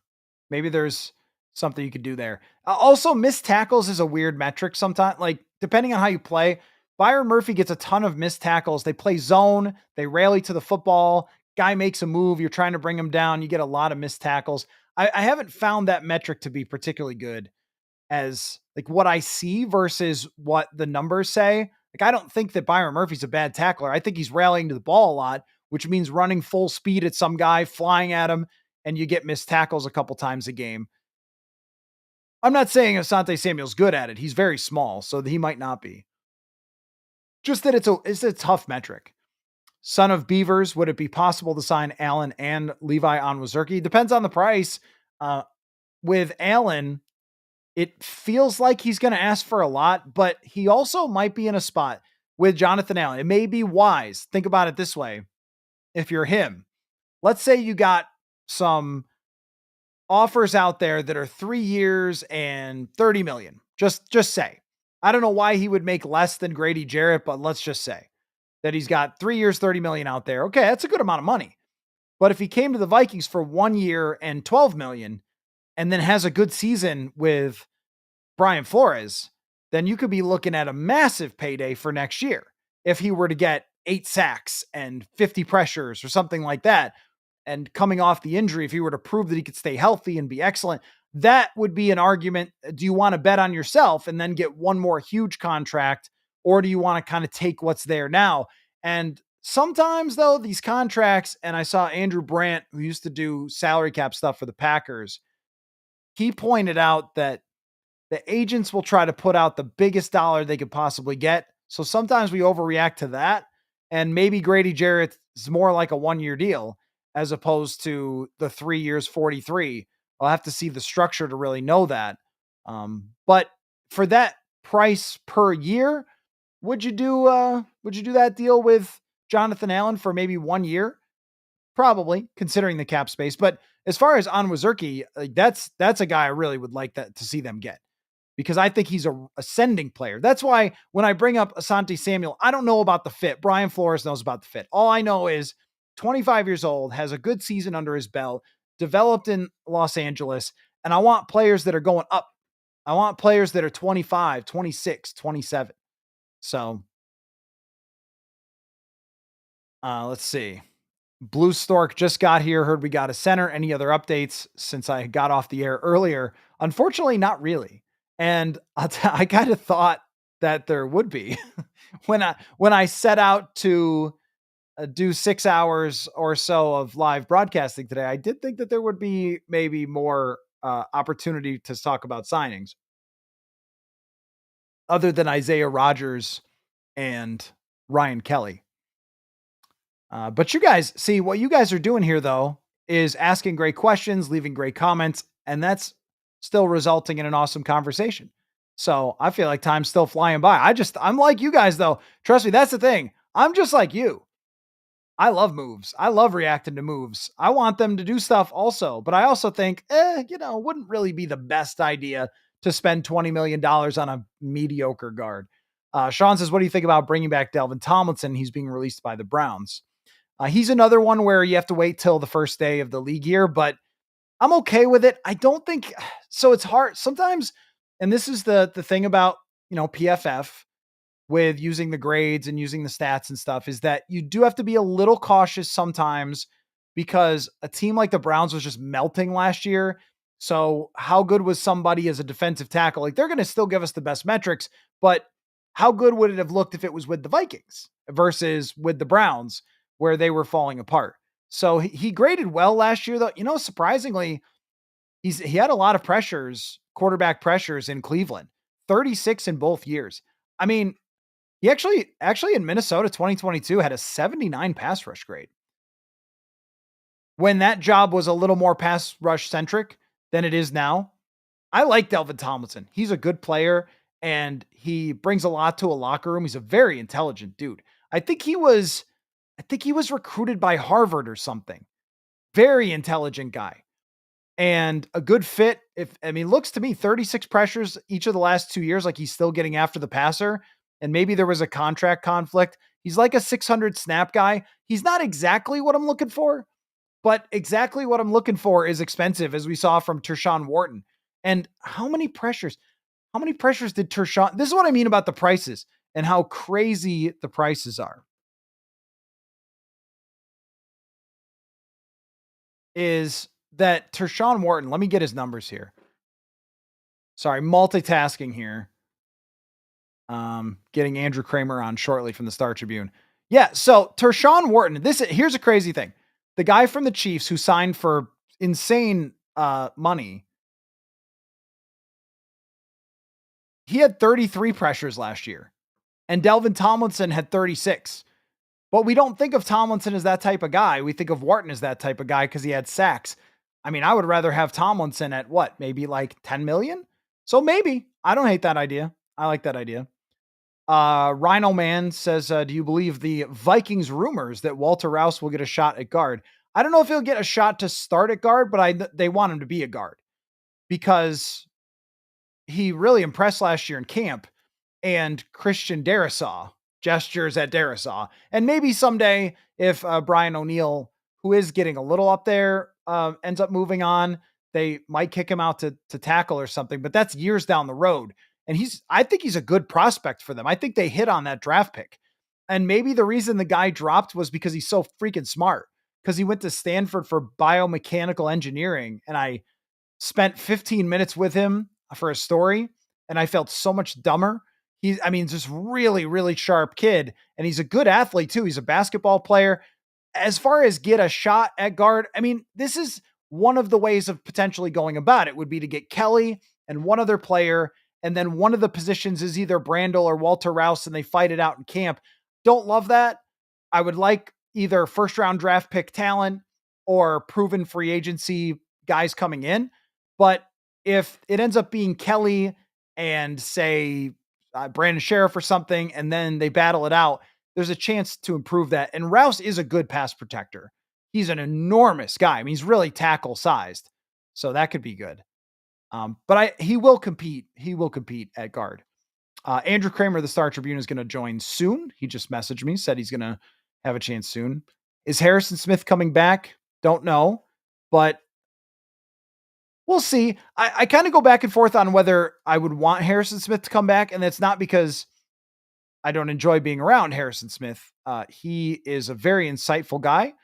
And I love doing stories where I ask him stuff. Last year, I asked him about the peanut punch. You notice you see all these guys punching at the football, and he had great stuff to say about that, how when he was growing up, they never taught it that way. And it's only been the last couple of years.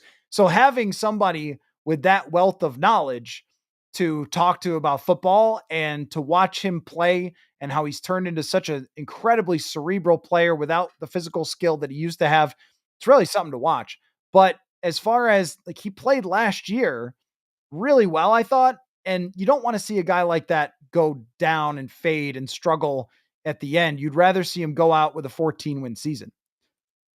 Ben says, would you be okay with an overpay on Javon Holland? I would. I like Javon Holland a lot, and I know already that he fits with Brian Flores. Let us get some new and fresh opinions from Andrew Kramer, the Star Tribune, joining the show here. Andrew, the chat has been, I think, very understanding and very patient. And I'm not even being sarcastic. Like the folks here, it's been a little different from the craziness of some of the social media websites that either work or don't work depending on the hour. I've seen a lot less of Fire Quasey. Why isn't he doing anything and stuff like that? But they have not done a whole lot here. A center and a cornerback. What do you make of their inactivity for today? Yeah, this to me strikes as a typical Quasey approach, right? Think back to their biggest free agent additions of years past, which they've not always had this cap room. I totally understand that. But it was Jonathan Grenard, 19 million a year ago. It was Byron Murphy Jr., 11 million 2 years before that. It was Harrison Phillips, his first year for what, 8-9 million a year. I can't remember what it was. So it's always been value, right? Which is why we have the Sam Darnold discussion ad nauseum all offseason here for the month and a half it was because if his value plummeted, which it kind of seemed like it did for Sam Darnold, that they had to be open to a reunion at this point. So what I make of this is that this front office is not looking to spend 20 plus million on Aaron Banks. They're not looking to spend 26 million on Milton Williams after sitting out Christian Wilkins last year, which got up to 27 million. They're not ready to make that splash. And at this point, I wouldn't be shocked if they're holding out to push a lot of this money into Byron Murphy, whom they've wanted to prioritize. And they entered this free agency period wanting to make him a key priority. So they're going to be frugal. They're still going to make a ton of additions. There's still going to be moves to be made. And it's funny because Vikings fans, I was responding to some of them around 4 or 5 o'clock saying like, this stuff can change quickly. And they went and added a $9 million a year center and Ryan Kelly. That's not to say that's their big addition, but it's going to be representative of what their additions are, which is understanding that there's a lot of holes on this roster, and they're not going to try and overextend themselves and pay $20 million a year for Carlton Davis or Charvarius Ward or some of these contracts that are going around. That's why I was giving the chat more credit than social media today, because I did see a lot of that around the same time. Where it's just like, why are they doing anything? And then, but I went through all the signings that have happened today. And the big question is, which one would have you liked them to have done? DJ Reed is certainly that. But if they want Byron Murphy instead and feel like he's a better fit, I'm sure they like DJ Reed and are not thrilled that he's with the Detroit Lions now. But if you can get Byron Murphy for less money than that, and then sign Isaiah Rodgers, Mekhi Blackman, all of a sudden it starts to come together and look a little bit like more of a cornerback room for them and more of a reasonably priced quarterback room that gives them continued flexibility if they want to spend big somewhere. But let's just talk about the Ryan Kelly thing.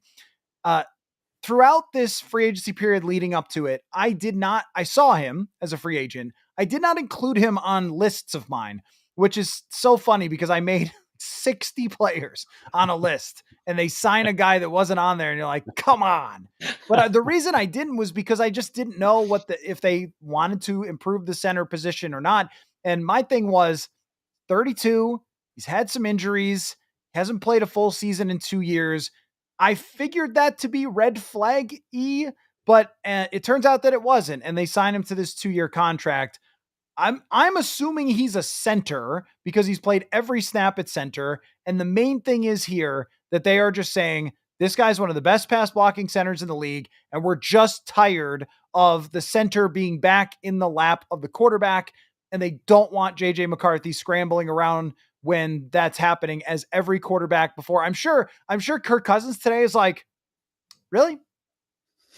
Yeah. Now you go get Ryan Kelly, right? After my whole career was spent with this guy back in my face. But that's my feeling on it. What's your take? It's an interesting move. It reads to me, and this is one where we asked people around the team about Garrett Bradberry, about the guard situation, knowing that one of the only constant between all this change at guard over the years was the fact that they had the same center who, lest we forget, got benched by a former coach in Mike Zimmer in 2021 for Mason Cole, just outright healthy benching for Garrett. And so he's worked his way back. He's improved, but he's been given quite a long leash here in Minnesota to show that he's worth that contract. And so clearly there's things, we can see it too, with just how he's played. There's improvements that need to be made there. So with Kelly coming in, it makes me think that this was a pivot for them. I would be shocked if we learn after the fact that Ryan Kelly was their number one priority, because if that's the case, why is Garrett Bradberry still on the roster? This is an interesting tradable contract if you're the Vikings for Garrett. It's $4.9 million in base salary. It's relatively cheap as far as offensive lineman goes. He's got a wealth of experience and knowledge that could be sold to some other team as a serviceable starter for you. I wouldn't be shocked if they're trying to, I don't know this, I'm not reporting it. I just wouldn't be shocked if they're trying to trade Garrett Bradberry at this point, because I don't know what his fit is. He's never played guard in the NFL. Neither has Ryan Kelly. Ryan Kelly has got, I believe, 8,000 snaps all at center. Garrett Bradberry has got 6,000 snaps all at center in the NFL. So this is an interesting logjam, both financially and personnel-wise, that makes me think they've got another move up their sleeves with Garrett, and maybe that's trying to trade him before just outright releasing him at this point. And then when we talk about Ryan Kelly and the injuries, this is a spot and this is a front office that has been shown they're willing to bet on their training staff. They're willing to bet on the rehabilitation of players physically. It's like, no, we are a spot you can come and be your best version of yourself at. It made me think that they were going to go after Tevin Jenkins for that very reason, a guy in Chicago who's just had health as an issue. But Tevin's probably going to cost quite a bit more, maybe double what Ryan Kelly costs. So Tevin's still a free agent, as is Will Freeze, his former teammate with the Colts. Makes you wonder if they try to pair those two guys together at some point too. So I don't think they're done, but this move at center just makes me think that there's other moves to be made, specifically with Garrett Bradberry. Is it pronounced freeze? Because I really want it to be pronounced fries. I thought it was. I've heard Colts people say freeze. So I just assumed it was freeze. I haven't looked it up because it's Oh. hard to find. Like when a player's for another team that no one ever says their name, Yeah. like I don't know, right? Like there's no highlight reel where you could go and hear like, oh, he scores a touchdown. But I've wanted it to be Fries, and so I've gone with that. But I'll have to ask somebody if he signs here. If he doesn't, then I will not apologize for calling him a food item for like 3 months. But the guard position here is clearly a priority, and exactly what Kevin O'Connell said. What Kevin O'Connell said about the interior offensive line, and credit to your teammate Mark Craig for just straight up asking at the after the playoff game, Yep. like, what are you going to do there? What do you think of the offensive line? And we rarely get Kevin O'Connell in sort of a moment of weakness or frustration to just be like, I don't know, man, we got to be better. It was like a very polite Mike Zimmer, and sort of, Quasey's in the back of the room looking back there like, better. Okay. Like we just got crushed on the interior for the whole second half of the season. I was laughing today because I saw the Ringer called Sam Darnold's season mediocre. And I was like, did you see the line in the second half of the season? Yeah. That is a joke. He was making plays left and right and eventually it fell apart at the end, but he had to do a lot to survive that interior offensive line. And it needed to be priority number one. So I get getting Kelly, but the question now is not, do you still need guards? It's how do you get them? Because you mentioned Tevin Jenkins, and he's got to be calling his agent the minute Aaron Banks signs. He's got to be like, oh my gosh, I'm going to be the richest man of all time. I had no idea. And probably Aaron Banks was like, did they have the wrong Banks? Did they get tricked by my name and think they just had to pay like everything? That guy's not that good. But what are they going to do? Because the options are pretty limited here. There's, I think, upgrades, but they also have to upgrade with the price in mind. Yeah, it makes you wonder if it's not trading Bradberry, do they really think they could move positions for him? A guy who was already kind of undersized at center? And that doesn't make a ton of sense. Is Ryan Kelly at this stage of his career going to move out a position? I don't know. That whichever one, if one of these guys is your solution to playing both of them and moving one of them, that doesn't make sense to me at this point. So yeah, the holes are there at guard. They've talked about Walter Rouse as a guy that they tried cross training last year as maybe somebody who could compete with a Blake Brandel for a job, but that still leaves one glaring hole because Ed Ingram's not going to fill it. Dalton Reisner's a free agent, and yeah, they need to improve those spots. So to me, Byron Murphy, I think, is a big one that's holding this up in terms of their money. I wouldn't be shocked if they're also going after one of these three top remaining guards that are left, knowing that is such a glaring need. Because the rhetoric around, for instance, they bring back Aaron Jones on Sunday night. The rhetoric around bringing him in last year was, this is going to be our savior for the run game. Alexander Madison was just not a good fit, had a very bad season in 2023. Aaron can change it. He can make the blocking right. Well, the rhetoric this offseason has not been just the running back. Quasey said himself at the combine, if you have the front to block for these guys, they can change games. They can control the clock. They know this. I do not believe this to just be blustering and trying to appease a fan base. They don't talk like that for any reason to just try to soothe concerns. They talk about intentionality and what they plan to do. And so it would be a shock to me if they leave this week without signing at least one starting guard or one of these guys that we've been talking about.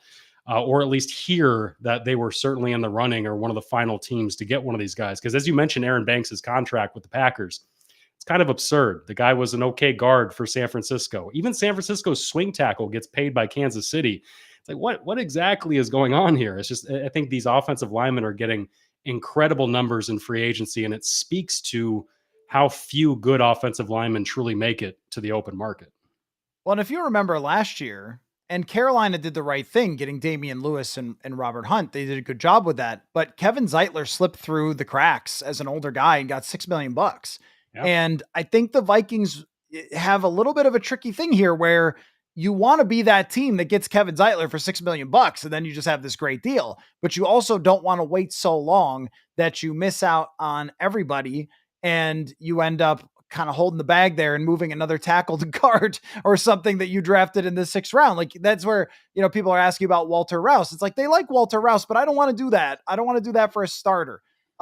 Jay asks with the super chat, the super chats go to the front of the line, by the way. Ooh. Thank you, Jay. Yeah, we got the super chat going. Do I think uncertainty at quarterback is is like whether McCarthy could play or not is having an impact. I don't think that. I think that guys are looking for the best deal and the best situation for them. I don't think if you're an offensive lineman that you're saying like, oh, well, I'm only going to go to the Vikings if they had a proven quarterback. Like that's a pretty rare situation. Maybe you would sign for Mahomes because he's Mahomes, but I think with McCarthy that you're going to be fine. The organization is good. I do have a proposal for a trade though for Bradberry. Remember last year where Seattle signed Connor Williams, and then he was playing like totally fine for them and just retired in the middle of the season because I guess the injuries just piled up on him so much. So they don't have, as far as I know, an option at center. Their offensive coordinator, Clint Kubiak, their quarterback, Sam Darnold, makes a lot of sense. They seem to not want to lock themselves into big deals this offseason. They're kind of resetting their roster. I think that would make a lot of sense. But I haven't talked almost at all to anyone else about Aaron Jones, who you brought up. So I wanted to follow up on that and then maybe get your thoughts on the secondary. But with Aaron Jones, bringing him back, there was some kind of back and forth last night in terms of fans where I think some fans felt like probably before they saw the prices today, like, oh, that's a lot. Like, that's a lot of money for Aaron Jones. And I think that just like with Ryan Kelly, very rational to look at the injuries of the past and the workload and say, I don't know. But if you're pairing him with a drafted running back, I think that that's a good approach. What did you think of the deal, how much he got, and what the backfield's going to look like? Yeah, that deal struck me as they had to pay him to not test free agency. This wasn't going to be something where he was going to give them a sweetheart deal, and I think he could have got more potentially if he actually did go out in free agency. I'm really curious to see what Najee Harris gets. He was reportedly close with the Chargers on talking about a deal because Aaron Jones's 10 million a year slots in at sixth among running backs, and he was seventh last year in yards from scrimmage at the position. And you generally don't see guys get paid above what they finished when they're 30, 31 years old, like Aaron is. And so it speaks to how much they like him. His deal too, cash flow wise, it's 1 year, 12 million. They can get out of it. 2 years, 20. And it reads both cash and cap like they expect him to play the entirety of the deal, which again speaks to how much they like him. So I think it's just such a good fit. It went so well last year. He was really, really good despite all the bad blocking that we talk about up front, and that they clearly feel if they can improve the surroundings in front of him, specifically with the O-line we're talking about, that you can get even more out of him. He's not going to be the goal line, short yardage thumper, but with a little bit extra blocking, he can absolutely score more than 5 touchdowns in a season rushing like he did last year. So this team's got the second fewest rushing touchdowns over the last 2 years behind only the Jets. They know it's not just Aaron Jones that needs to change that. It's the O-line. It's another running back. It's making sure that Aaron gets to December and January and is a closer version of himself, or is closer to the best version of himself than he was this year, which was not the same by the time we got to season's end. So I think a third round, a fifth round running back, we're probably going to see somebody from this draft class come in. They could even do that in addition to re-signing Cam Akers to try and throw as many bodies at that spot as possible and just make sure that you're not relying once again on an incomplete running back in Ty Chandler, who forced you to turn your fullback into a third down pass protector and just eliminate your third down outlet on oftentimes because CJ's not an elusive catch and run threat. So it just changed the way they had to play, it changed the way they had to protect. And if they can get somebody else in there that they trust, that'll help extend Aaron's career. And that you could be looking back on this deal a year or two from now, and he could be the 10th, 11th highest paid running back and still performing like a top 10 back if they take some of that mileage off him. Right. I was thinking like a Frank Gore situation where he was kind of a part-time running back, but still contributed a lot late in his career. Kevin Seifert of ESPN is waiting backstage to pop on as our next guest. So how about we give one more hot take from you, Andrew? And I really do appreciate you taking the time on a very busy day. Make sure everybody checks out the Access Vikings podcast that you recorded just before dropping in here and all of your coverage at the Star Tribune. I want to know what you think happens with this secondary. Like, do you think Murphy's coming back? Does it feel like it's trending more that way since he hasn't signed yet and the other top corners went off? And at safety, we are just kind of floating in the air now at safety after Cam Bynum left. Yeah, I think with Byron Murphy, first and foremost, the Vikings have an MO of generally going, throwing the bag, let's say, at people that they know and trust. This is not a team we just talked about. It's not a team that often goes into free agency and just throws money around willy-nilly at guys who are popping up at top of market deals elsewhere. So I expect at this point, and this is not going off of any fresh info on Monday evening, but based on what we know going into today, how much they wanted Byron Murphy, how all these other corners are flying off the table. I would expect Byron Murphy to sign a pretty big deal to stay here just because that's how much they like him. That's how much they value his versatility. And they would most likely, if I had to guess, they'd rather pay the guy that they know, the known commodity, than try to go after somebody else and fix it that route. And when you look at the corner spot, it's dire. It's Mekhi Blackman. It's Dwight McLeathern. It's Najee Thompson. And then obviously the guy they bring in Isaiah Rodgers, who from Philly was just a part-time player. He was suspended for gambling in 2023. He has not played more than 48% of the snaps in any given season defensively for a team. And that was 3-4 years ago for the Colts in 2021. He only played 3 full-time games for Philly this year, and it was pretty up and down results according to PFF. So this is a guy in Isaiah Rodgers that's probably more your Shaq Griffin replacement. Who's your Stephon Gilmore replacement? And if you don't have Byron, what are you doing there? So to me, I think Byron's got to be the guy that's this big holdup with this cash, and that they're probably going to have to unload quite a bit to keep him. And at safety, we knew Theo Jackson was going to be a very coveted guy, a riser that they paid much like Josh Metellus 2 years ago, where they wanted to catch him on the upswing and have him outperform his contract, much like Josh Metellus did. So we hear great things about Theo as a practice player, as a do-it-all kind of guy. You've written about just all the different things he does for this team. I wouldn't be shocked if he's obviously a starter for them next to Josh Metellus. And then they're probably going to have to go out and look for somebody else if Harrison Smith does not return, because Brian Flores, loves to use so many different defensive backs and packages. There's going to be 16, 17, 18 guys he wants to play on any given week defensively. And obviously a lot of those guys, from Camus Grugier-Hill to Jerry Tillery to Byron Murphy, are out of contract right now. So there's going to be a flurry of moves for sure.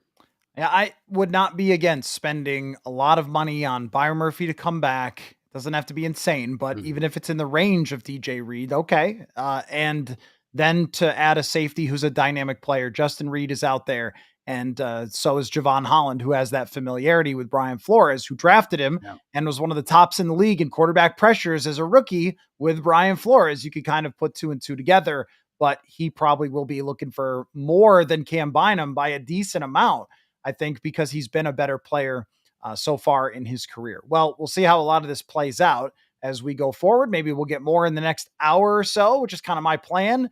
And maybe we will have to wait till tomorrow. But you know what? There's no limit on how much you can live stream speculation about free agency. Thank goodness. Andrew Kramer, Star Tribune, Access Vikings podcast. Make sure you go check that out after you watch this show. And hey, man, we'll see you soon. Thanks for popping on here. Really appreciate it. Absolutely, Matt. Thanks for having me. Andrew is the best. Great breakdown there. And we go from one of my wonderful colleagues on the beat to another one, Kevin Seifert of ESPN, joining the live show now. And I'm glad to have you and Andrew here, Kevin, because nothing has really happened. So outside of a lot of ball game left. A lot of game left. Yeah, there's only 6 weeks till the draft. Yeah. And I think they hit OTAs in early May. So they've got time to sign some other people. Although you wouldn't have thought that on the internet at about 3:00 this afternoon. It was like, what are they doing? I want to get your take on the signings though so far. Isaiah Rodgers and Ryan Kelly. Let's talk about what they've done and who has left thus far. What is your big takeaway? From a excitement level, drama level, volume level, it's been underwhelming so far. We know they need multiple cornerbacks, and they started with a guy who, I'm certainly open-minded to whatever Brian Flores might have in mind for him because of his track record of finding ways to get more out of players than most teams do. Or many teams do, but it's not obvious to me, how he is going to be an impact player at that position. Ryan Kelly, if it's the healthy Ryan Kelly, that's a great move. But when you're 32 and you've had 3 concussions and you had a knee injury and a quad injury, that's a health history that should be regarded, I wouldn't say with skepticism, but with with knowledge of what that means and what that means in terms of the likelihood of him playing a full season, and how you build around the possibility that you might need another guy to play center at some point during the season. And so to me, the biggest picture out of it is they have not grabbed anyone that's like a slam dunk Jonathan Grenard type signing. And many people said this free agent market didn't have that, and that anybody you thought you were maybe getting in that regard might be fool's gold. So maybe that's a good thing that they haven't jumped out and spent a bunch of money on players at positions that they need. But the bottom line is it's hard to look at them like right this second and say, oh, they've improved themselves so far. Well, we did something with the chat earlier, kind of a little mental exercise, which is which one of these contracts that's been signed by other teams would you have said for the Vikings? Oh, wow, that's great. I could come up with DJ Reed would have been really good for them. 16 mil a year with the Lions. That's just a good contract for a really good player. I struggled after that though, Kevin, because Grady Jarrett got so much money, and Tershawn Wharton, who I think isn't even a great player, gets $16 million a year for 30 pressures and a part-time role with Kansas City. Milton Williams. Okay, the Vikings are in on Milton Williams. 26 million a year. Okay, now they're not in on Milton Williams. That is so much for a guy who played 500 snaps. With every one of these guys, Charvarius Ward, he had one of his worst years last year. And that felt to me like L'Jarius Sneed last year, was like, oh man, this guy's been a great shutdown player, but they drift off like running backs, cornerbacks do. I couldn't come up with one of these deals where I would have said, if they did it, that the other team did it the same dollars outside of DJ Reed, that would have been an A+ for me. A+? No, probably or not. Even a B+. Yeah, I mean, Carlton there's just Davis, so much money. Carlton Davis, I don't know, potentially, but that's what I mean. Like, I'm not just like trying to defend them out of kindness of my heart, that maybe it's a good thing that they haven't jumped out and spent a bunch of money, because as you say, like there was a very thin free agent class, and there's teams that are, and people will naturally look at the Bears, who have traded for a couple offensive linemen and signed a center, and then spent a bunch of money on Grady Jarrett, and say, well, that's what the Vikings should have done. They had the same needs. They needed to have a guard and a center, or 2 guards and a center, or a guard, 2 guards, and stay with Bradberry. And they needed interior playmakers, and they haven't done that. But I've seen so many cases over the years of teams winning the first day of free agency, and then that being the last win for a very long time. And so, another thing that jumps out to me as we're talking, though, like we said that Ryan Kelly's 32. Jonathan Allen, who's in for a visit, and is clearly a target of theirs at a position of need. I think he's 30. And we haven't seen them jump out in the Adofo-Mensah O'Connell era too often and make older players the sort of a primary crux of their free agent class. They've been pretty successful at going for the 26-year-old type coming off their first contracts, and that's the perfect free agent. But this was a year when teams were protecting those players through long-term deals or already had earlier, and they're just not out there. And so this is sort of indicative of the type of pickings there are on this market, that even the Vikings, who've been very disciplined about sort of the profile of the type of player they want, have targeted at least 2 guys that ideally you're not spending a ton of money on at their ages. It kind of reminds me, I guess, of when they got Za'Darius Smith and Patrick Peterson, were kind of older players, but their ilk was higher. I mean, those were 2 superstars, and that's the issue here. And I agree with you. I felt the same way all day, and I think that the majority of Vikings fans are kind of seeing this as well, that the players that they're signing, once you it feels like the draft where once you get to know the names, you're like, oh, well, there's this guard and there's this Mhm. guy, and that would be great. But then when you actually go and you look at the hard numbers and you say, is this guard really is Aaron Banks really going to be better than Blake Brandel?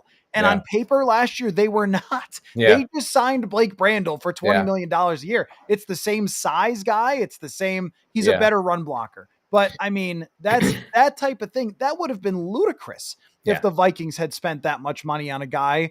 And I think I would have been critical of that. If it's somebody who's a true difference maker, okay, but there has to be someone on day 5 of free agency that is 3% less than Yeah. Aaron Banks. So I think that it's just been a sensible approach, which is not something that's going to be super hyped up by us, but I think it's what you want them to do.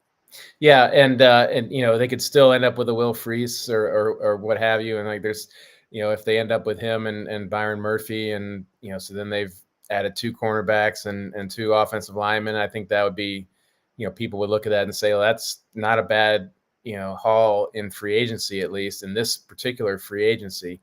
And so I think that's very reasonable. But, I also I know that. Everybody jumped to the conclusion that when O'Connell said after the Rams game that we got to improve the interior, that like your mind immediately goes to personnel, and that's fair and obvious. But they've clearly expanded that to be like, we have to be a better team there. That could be players, it could be coaching, it could be scheme, it could be play calling, and it probably is a little bit of all of that. And so if at the end of the year their interior play is better, and they haven't necessarily overhauled every position, those 2 things aren't mutually exclusive. I also think that in terms of excitement, it wouldn't be really a whole lot of it if they were to get Ryan Kelly and a Brandon Scherff or a Kevin Zeitler, somebody who's on the older side. Then you're talking about 2 like 30-year-old guys, 2 guys that we could talk about like, hey, remember the 98 Cubs and Sammy Sosa? Kevin Like Zeitler's like 35, I think now. So. Yeah, he is, right. Yeah. We'd be able to like feel young again with guys like that in the room. But if they were to do that and then also draft a Gray Zabel or a Tyler Booker or someone in the first round at the guard position, and then you wake up the day after the draft and you go, okay, you have one of the best pass blocking centers with health issues. I get it. Yeah. But one of the proven best, guys.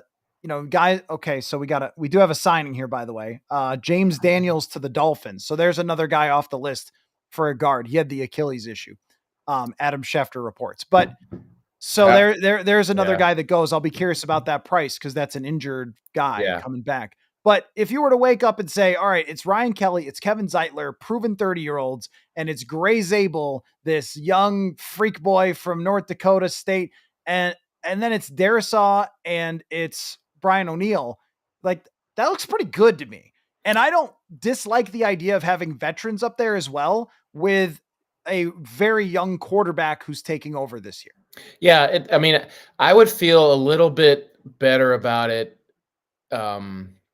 if they had more draft picks. And I don't want to turn this into a big, like they're terrible at drafting and they just need to give up on it. But like I do believe in volume drafting. Like, I think that like it's great to think, oh, they got 4 picks. And so we'll get a guard, we'll get a running back, we'll get another cornerback, and we'll be good. And like everything we know about the draft tells us if you draft 3 guards, one of them might end up being a guy that's usable over time. And if you draft 2 cornerbacks, you hope one of them ends up being a contributor at some point. And so that's, if there's any additional pressure to act a little bit less wisely during free agency, it's just the lack of volume. And if they trade down and get more picks, then that still brings the probability of getting good players lower, because even though there's more volume, it's lower in the draft. And historically, we know that it's just that much harder. And so that would be the only thing that would give me pause in sort of painting out that scenario, is that if they leave free agency still with some needs to address in either a 4-pick draft or more picks, but only one in the top 100 or whatever it would end up being, or top 50. And so that's what would give me pause or worry me a little bit more. Right, because if you look at this draft and the back end of the first round, you go, man, those defensive tackles, Walter Nolan and Derek Harmon and Omar Norman Lott, like there's all these good players that would fit. And then you got a couple of guards that could be good, a couple of corners, and you go, you need like 3 of those. Yeah. And you only have one pick there. Trading down, maybe there's some opportunity to do that and still get a starter at guard. But I also think the league's going to take notice. A dude who's bad or mediocre, I shouldn't say bad, he's mediocre, just got 20 million a year. We should just draft a guard in the first round instead of trying to solve that problem in free agency. And I think everybody's having that same discussion. So let me just hit pause on the conversation about the O-line. Okay. And I know that this is a fascination of Vikings fans. It's the biggest need. It's what they have to do. But can we just pause for a minute and say that Sam Darnold's a Seattle Seahawk? I mean, it was unfortunately one of the most anticlimactic big breaking things because we all knew it. And is the minute it's just funny how these people phrase stuff. And I know this is some of your colleagues there, but like, well, Geno Smith has been traded to the Raiders, and the Seahawks have set their sights, not tampered before the tampering, but they have just sort of identified Sam Darnold from a distance without speaking to him or indicating anything to him that he could be of interest. Like, come on. Like we knew the minute it happened, Sam Darnold, you are a Seattle Seahawk. So then when it broke, it was like, oh, okay, well, it's over. I even wrote today, like, this is how JJ McCarthy proved to the Vikings he could be their guy with the decision not even being final yet. No, you were in good position. Yeah, you were in good shape there. It was so clear. But can we just stop for a second and talk about the quarterback situation? The Minnesota Vikings are moving on from a guy that won 14 games and had a top 10 season to JJ McCarthy. How do you think JJ McCarthy proved to them that this was the right move? Yeah, one way to put that in context is there's only been one other player in the history of the NFL who has changed teams after throwing 30-plus touchdowns. Do you know who that is? Jameis Winston. I saw your tweet. I think, okay, dang, I forgot people read my tweets. Yeah. And he moved on because he threw 30 interceptions. But yes.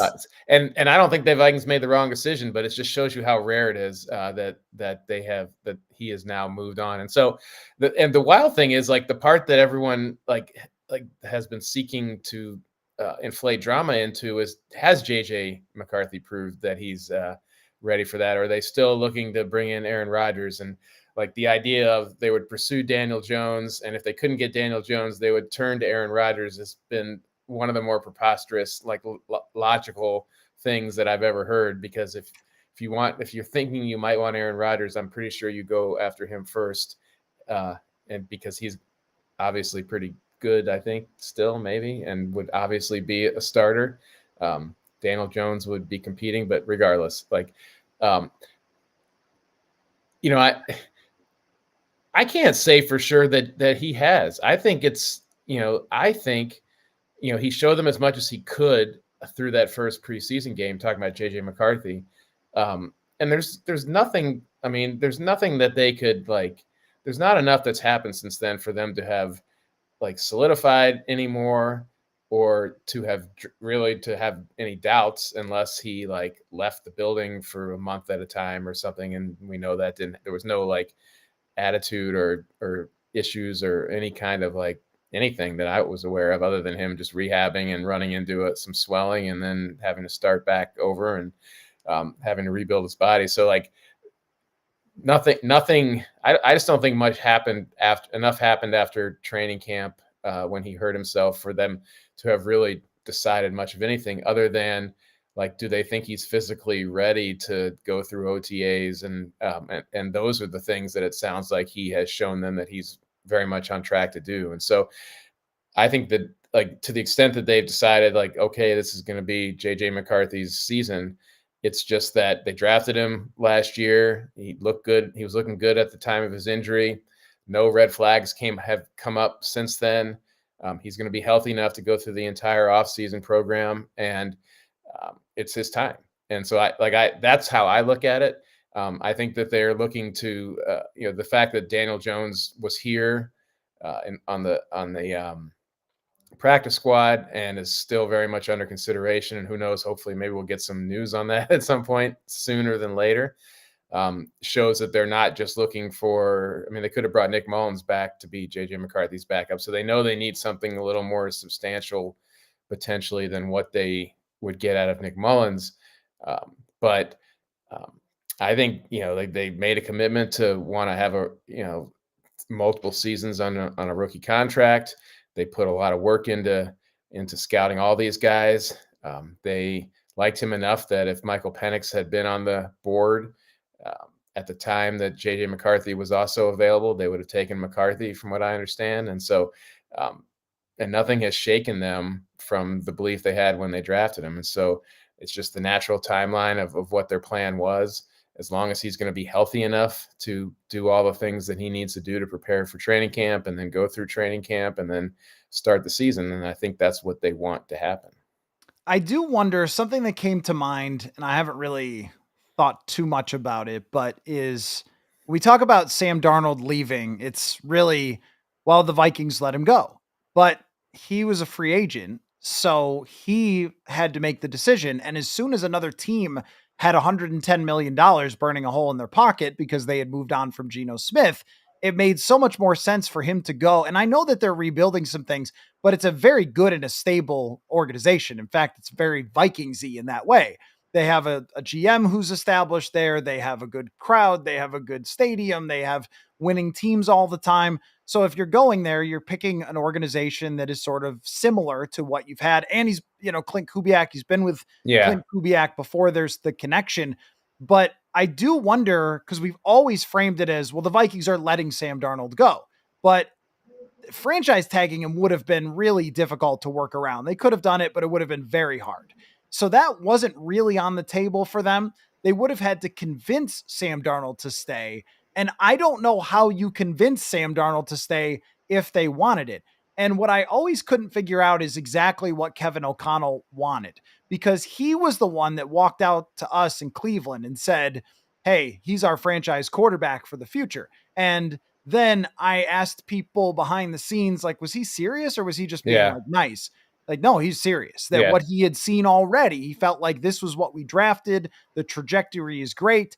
And I guess they're assuming, as they should, don't have any reason to, that he'll just return to where he was and go forth with that.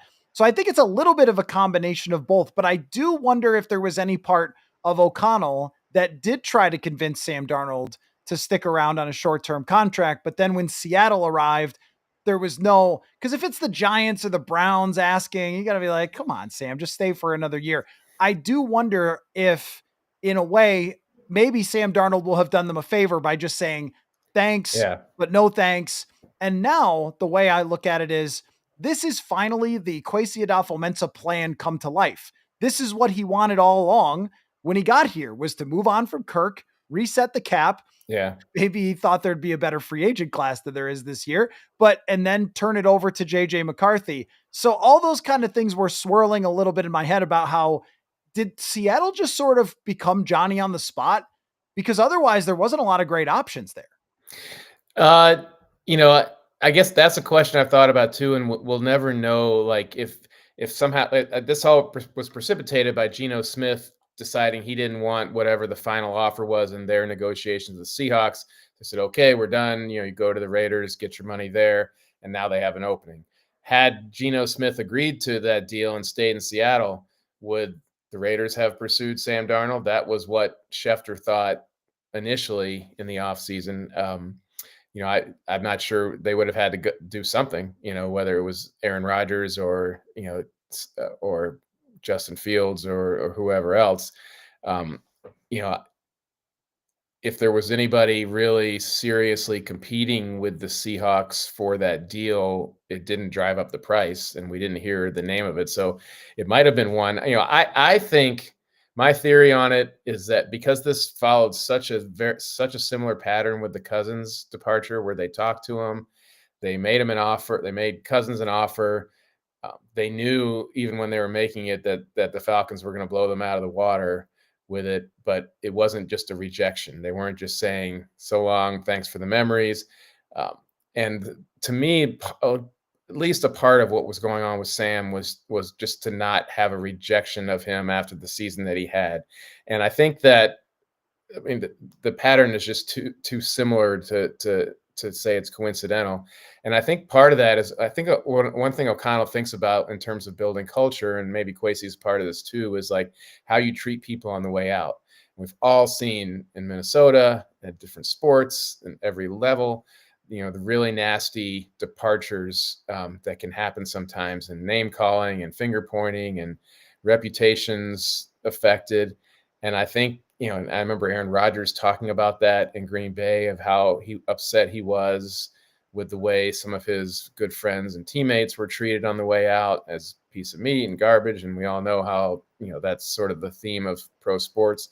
And I do think that O'Connell, who himself was rejected many times in his career, and we all, and it's kind of hard to not draw all the parallels that he lays out there for us in terms of how he operates and how it relates to his career, that I don't think he just wanted to reject Sam Darnold outright for the work that they did. And so there was, whether he was saying it probably behind the scenes, but, there also was some discussion about what it would look like to come back. And the only real difference was it wasn't public knowledge that there was a team out there ready to blow them out of the water. And I wouldn't say Seattle ended up blowing them out of the water, but clearly the Vikings were not going to do $55 million guaranteed for him.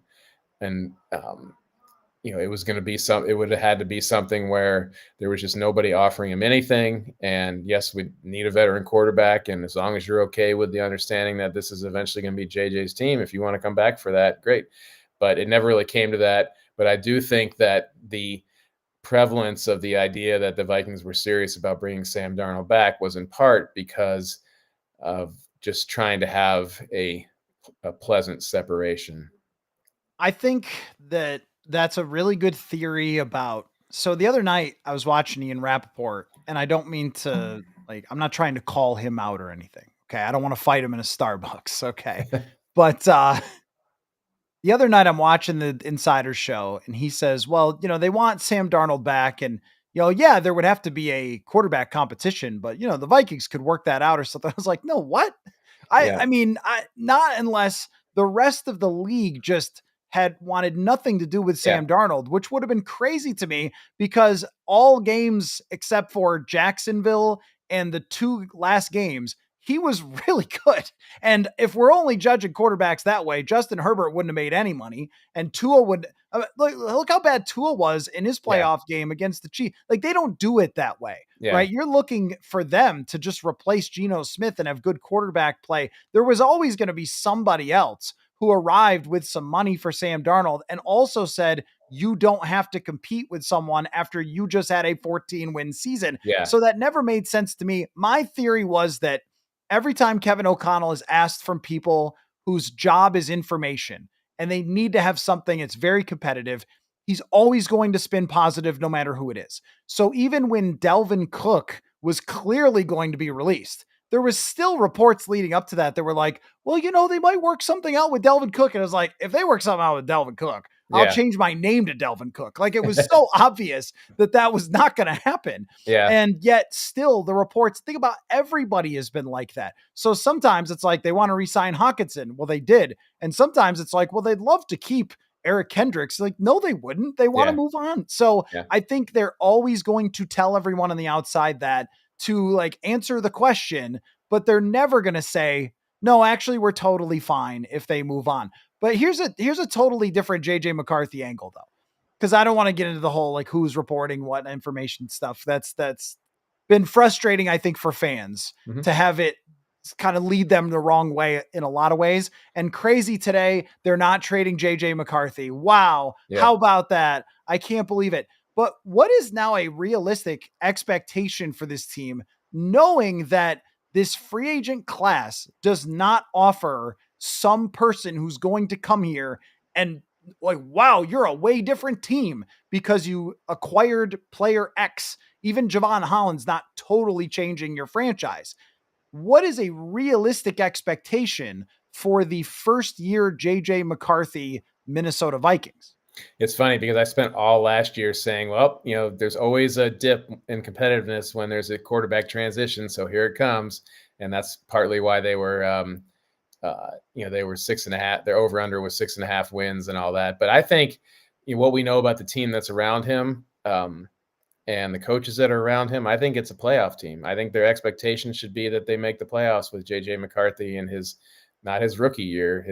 He should be better than he would have been than if this was his rookie year, and maybe not as good as if it were his second year after a full year playing. But I'm not going into the offseason thinking there's a high likelihood that he's going to be overwhelmed or just be a bad competitor or just, not turn out to not what we saw last summer to have been a mirage. So I think he's going to be at least capable of supporting a winning team that's built around him. And that was the whole point of what they were trying to do last year with free agency, is build, maybe if you draft Jaden Daniels, you don't have, and you trade up to get Jaden Daniels, you don't have to have quite the strength of a team around him as you do around a JJ McCarthy or a Bo Nix if you're kind of on the lower end of that range.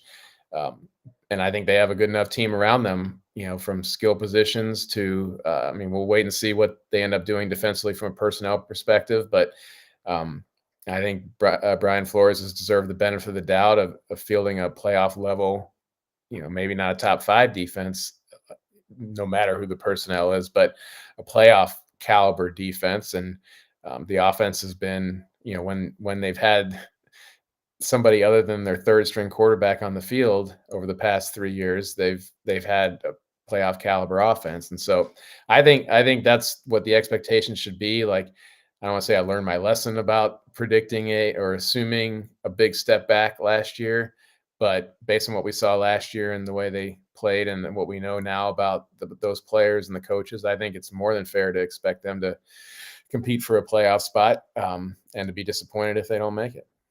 I think what last year did with Sam Darnold was we didn't really know what Kevin O'Connell brought to the table with a quarterback, because I felt like Kirk Cousins was a more confident player.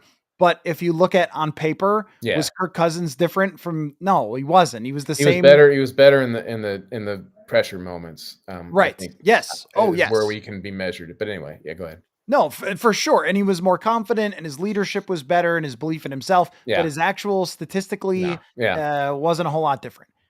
He was just better at some of the end of the games, which can also be random. Anyhow, but with Sam Darnold and with Nick Mullins and Josh Dobbs starting, I always thought it was pretty impressive that they almost made the playoffs if they get a better tush push in Cincinnati, if Nick Mullins doesn't try to, quote, put it on him, instead just leads Justin Jefferson and they beat Detroit and all that. Yeah. But I don't think that that's going to tell you a whole heck of a lot about how you can coach quarterbacks, that Nick Mullins was playing the role of Jameis Winston. I do think with Sam Darnold, it tells you a lot. That's a former top draft pick with a ton of talent. And you were out there in training camp with McCarthy and Darnold thrown around. They both got rocket arms. And I think McCarthy actually sees the field a little bit better and maybe understands in his head what's going on a little bit better than Sam Darnold at real-time speed.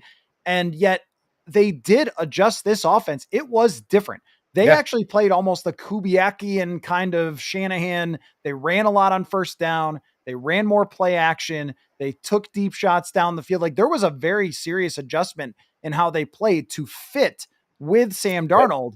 And so now having that information, I think it increases your confidence tenfold of what you could do with McCarthy, knowing that he can get out there and at least look in preseason and practice like a real quarterback. And you and I have done enough of these where, like, sometimes we get fooled on a like totally random player in camp. We're like, that guy's catching everything. Look at him. Most of the time, though, it tells us the answers about which players they like, how they feel about people. McCarthy running a 2-minute drill out there was very impressive. And so I think all the experience, too, that he learned how hard it is from Sam Darnold. He learned what game plan. He's like all those things that hit guys in the face coming in from college will not hit him in the face. He gets to start from day one as the guy. And so all this is to say, I totally agree with you. Like if it's anything short than making the playoffs, it is disappointing because you moved on from a quarterback that won 14 games. You better be sure you can make the playoffs. And you just signed a 32-year-old guard. Like you are aiming for making the playoffs next year. Absolutely. And they already had, and we'll see how it shakes out, by the start of the season, but they already had a very old team to begin with. And some of the players that may or may not move on are not necessarily the old ones. And so they brought back Aaron Jones. They're going to have a 30-year-old running back and potentially a 32-year-old center. And, if Harrison Smith comes back, it'll have a 47-year-old safety or somewhere around there. And so, I don't expect them to be like a young team by any stretch. And that's another thing I think I underestimated about the team last year and just sort of doing the self-scout they were kind of a lot of players in their primes, it wasn't like it was a bunch of 21, 22-year-old kids and a veteran quarterback. It was a lot of veterans around as well. And even some of the young players they did have had played a lot. Ivan Pace, for one, had played a lot. And so Jordan Addison had played a lot. So I think they're a team that's primed to win, and that's what you would want to have if your longer term plan is going according to pace, is that and the way this ownership group wants people to operate is that when you slip that young quarterback in, it's go time. It's not, okay, let's develop time. It's developing in real time. But you make a good point. I don't think that it may not be the successful play to plug him into an offense where you're throwing the ball downfield as much as Sam Darnold did, or in the fourth quarter when you're up by one score and you have to convert a third down. I'm not totally sure they're throwing in that situation either, even though that's Kevin O'Connell's, preference. There may have to be some allowances for the fact that you have a less experienced player in that position, but the sort of the bones of a winning team are in place. One more thing, whatever you want it to be. One more subject, whatever has been on your mind the most. And the thing I told you only like 10, 15 minutes. I'm long-winded. I know you're not busy though. Like there was just, you don't know what I'm doing. I might have some UFL stuff I'm doing. There was somebody in the chat that said you coach their kid with soccer. So I don't know. Yeah. It's some UFL stuff. Some Birmingham Stallions takes. I don't want to say I was an undefeated soccer coach, but we were pretty dang close to undefeated in my soccer career. That's what Wade said in the comments earlier. He said you were a good coach. So I guess you can coach better than you can do. I don't know if you were a good soccer player I did or not. play soccer, but let's just say it's playing in general is not my strong suit. But what I've been thinking about, to be totally honest with you, is like, and because I'm a Judd, Judd of all people told me today I'm a worrier, and he's right. And what I was worrying about is what happens if Daniel Jones goes to the Colts. Oh yeah, and I'm sure you've touched on that at some point during the course of the day, but because the capital national, the world thinks it's going to be Aaron Rodgers, and that's on a purely selfish standpoint, that's a very life-changing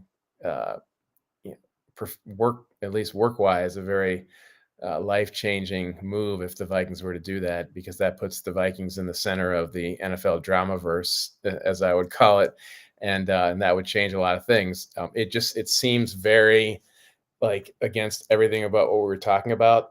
Spent the past 15 minutes talking about, but if it's not him, and I would think it's more likely than not that it's more likely that it's not him than it is if Daniel Jones goes elsewhere as the quarterback that the Vikings are going to pair with JJ.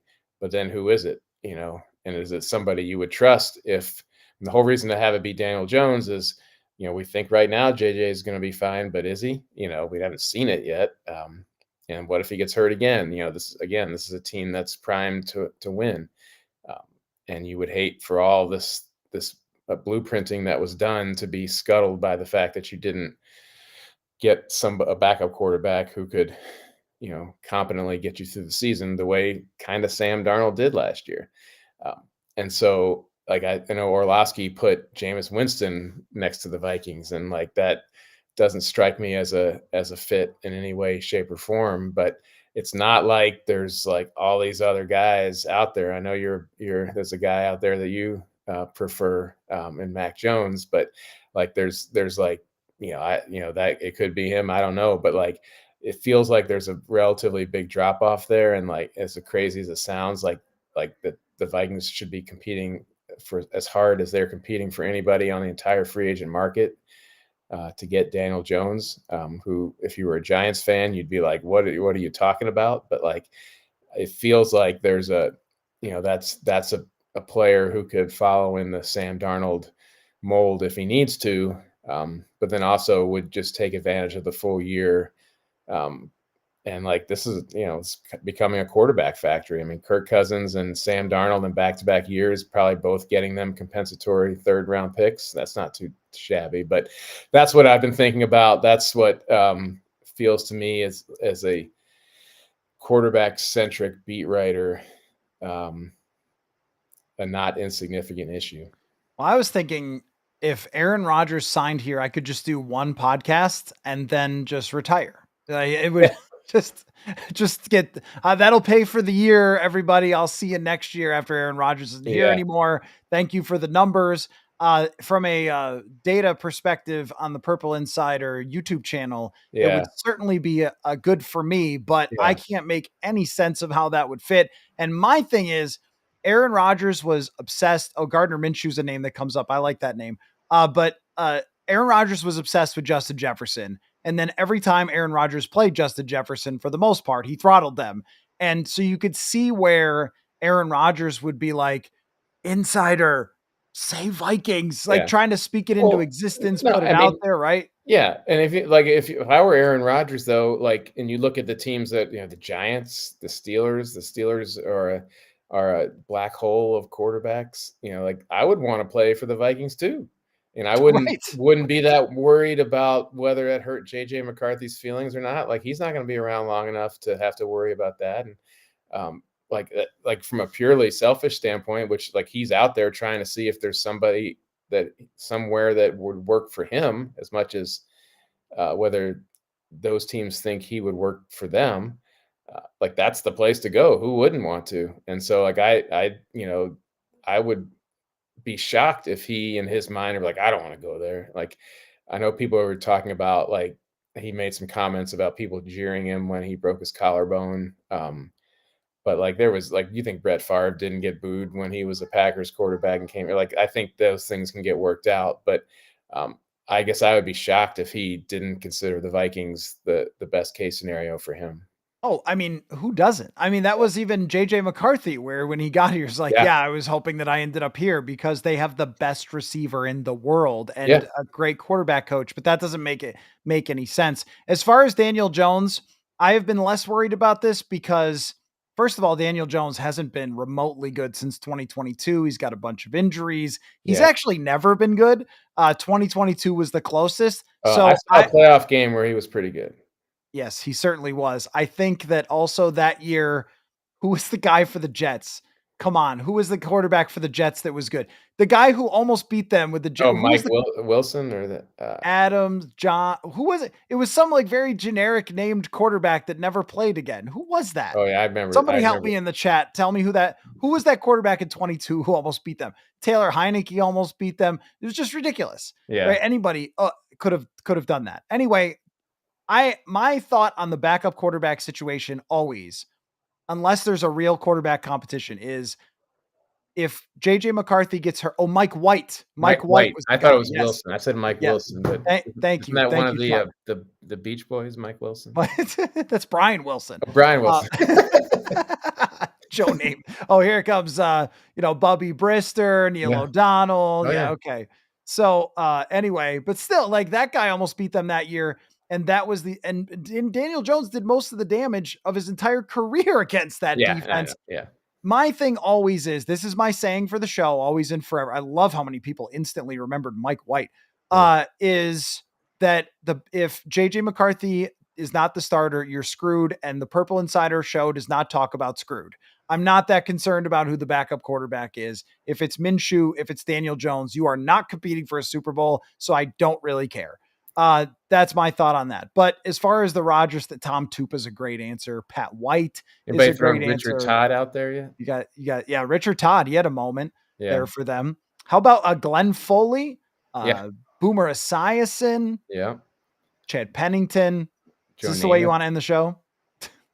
I mean, are we just naming Jets quarterbacks? Because I think Joe Namath is up there. Yep. Joe Namath was thrown out Did there. you say Glenn Foley? Did you already say? Yeah, I said Glenn Foley. Yeah. Okay. As one obviously would. Yeah, anyway, yeah. So I get where you're coming from, and that's always going to be a thing. But I just can't get myself around to devastation if a guy who threw like 1 touchdown and 9 picks or something over the last 2 years is going to be not signing for the Vikings. It's, whatever. It's like, this is McCarthy or bust. Well, there's a reason I have all this gray hair, and it's not for not being a worrier. So I have to find something to worry about. That's true. Well, this has been great, man. I really appreciate you taking all the time. Sure. I wish we had a few more moves to break down, but I'm really glad we can have the discussion. Christian Hackenberg, another good answer. Oh, man. That's a great answer. Vinny Testaverde, 12-1 that one season. How about Rick Meyer? Did he go to the Jets? So what happened was, this is one of my favorite NFL films did a thing on this. Vinny. We got news. Let's stop talking about this. We got news. Byron Murphy signs a 3-year, what? $66 million? 3 years, $66 million contract, $22 million per year. Before you have to run and break this down, can we get an instant reaction real quick? Yeah, as we said in the beginning, you have to spend your money on something. This was not a good free agent class. Byron Murphy was as good as any cornerback that was available, and if that's what it took to get him, then I'm not worried about it. They cleared all this cap space for some reason, and this was it to keep the players you have. As I think Kramer was saying right before I got on, like, spend the money on your own guys. I mean, we can talk about, I guess we can, maybe it's not nitpicking, but we can claim they overpaid, but like, they know what they're overpaying for. They've had them for 2 years. Wow. That's a lot though. That's a lot to beat out Carlton Davis, DJ Reed. And so what? Like, Ziggy Wilf will have to sell a few more. Honestly, I'm looking at it that way. You have to spend your cap money. And like, I'm not saying you just like, if you have a lot, you just waste it. And we don't know what actually, the other numbers are going to be in terms of how it affects each of those 3 years. To me, like, the one issue would be the 3 years means we're right back at it. And he's going for a 4th contract at age 30. But good for him on that. But as far as, it being that much money and, more than all the other guys, but I'd rather be on him than on somebody that is coming in new. Okay. Wow. Well, how about that? Great timing to get a take on Byron Murphy Jr. from you. All right. But I will let you go. Yeah. And I thank you so much for all the time. Really appreciate the great discussion. Yeah. And I will see you very soon. Okay, at the Byron Murphy press conference, probably. Yeah. Any day now. All right. Thanks, Kevin Seifert. Really appreciate you, man. Yep. We'll see you. Yep. Kevin Seifert, ESPN, the best. All right. Byron Murphy, 3 years, $66 million. The most important part of this is going to be the structure on it and whether it is actually 3 years, $66 million, or if that's just the number that looks the best. But this is a ton for Byron Murphy. And I can't go back on everything I said about Byron Murphy over the last few weeks, where my main opinion on Murphy was, at a certain price, I really like it. At too much, I don't like it as much. But one of the issues is that a lot of the other corners that might have been on the table, they signed with other teams. And as soon as that happened, as soon as Carlton Davis signed elsewhere, and as soon as Charvarius Ward and the other corners that were out there were finding homes, then DJ Reed is the one I was searching for. They all found homes. That left Byron Murphy. There was really a top tier of 4 or maybe 5 top corners, and the other ones found homes. And that left the Vikings with Byron Murphy Jr. The other thing is too, that Murphy had a ton of interest around the league. I know this. I went to the combine and talked to people, and he was the name that kept coming up of, hey, this guy's going to get paid. This guy has a lot of interest around the league. He got a ton of interceptions last year. He's a playmaker. He's got high character. He understands their defense really well, and he is a top cornerback with his age to be looking at, that he's a little younger than some of these other guys. And familiarity does cost something in this case. And even though I thought, okay, at 16 million, I would like Byron Murphy, and at 22, I don't know, that's a lot. At the same time, where you can come around to it is if they just improve the offensive line for not that much, and if their plan on offensive line isn't to spend crazy money on somebody else, and the crazy money that they spent on Byron Murphy is made up for in other places where they don't go nuts. Okay. The other thing is too, and this is what makes the biggest difference overall for him signing a 3-year, $22 million a year contract, is this is why you have a rookie quarterback contract. So you can overpay someone that you like. Of course, this is overpaying. Byron Murphy is a really good player. And when we look at his numbers, I think that they're skewed a little bit as far as his target numbers go, because he plays so much zone coverage. And a lot of the times the completions are short, and that just shows up in the data.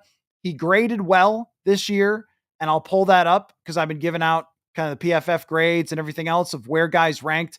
He was a top 20 corner this year.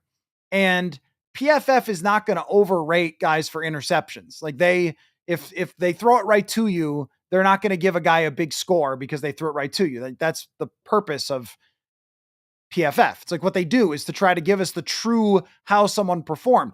A top 20 corner in free agency. And if we compare that, Murphy was 18th and Carlton Davis was 15th. And Carlton Davis played in a different type of system, but that just is, I think, shows you like that's what it costs in free agency to get a top 20 corner, which Byron Murphy was last year. He has flexibility position wise. He can play outside, he can play inside. And more than anything, he understands exactly what Brian Flores wants out of his corners. And we have a very small sample size of Byron Murphy Jr. not playing when he was injured, but he's got a really good track record of health, which is also important as well. And the small amount that he didn't play in 2023, their defense collapsed, which I think was really telling about what Byron Murphy brought to the table or brings to the table beyond just he's not a shutdown, put him on the outside guy, him versus the star receiver, and get your popcorn ready. But defense just doesn't work that way as much in the NFL anymore. And guys who understand the system get rewarded a lot. Some of those interceptions from Byron Murphy were just him reading and reacting and jumping passes and intercepting them. We saw that against the Colts when he had one of his interceptions. He probably won't get 6 picks every year, but he does have great hands. So for me, it's always been this kind of push and pull when I've been talking about it, because at 22 million, that is a lot. That is a lot. But at the same time, I really do like the player. I really do think that Byron Murphy is a good player.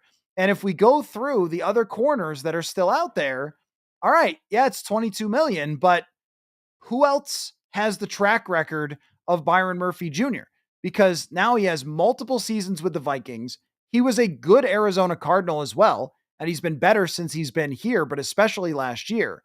But he now has a sample size of how many years in the NFL. He's 27 years old. So this only takes him to 30 years old.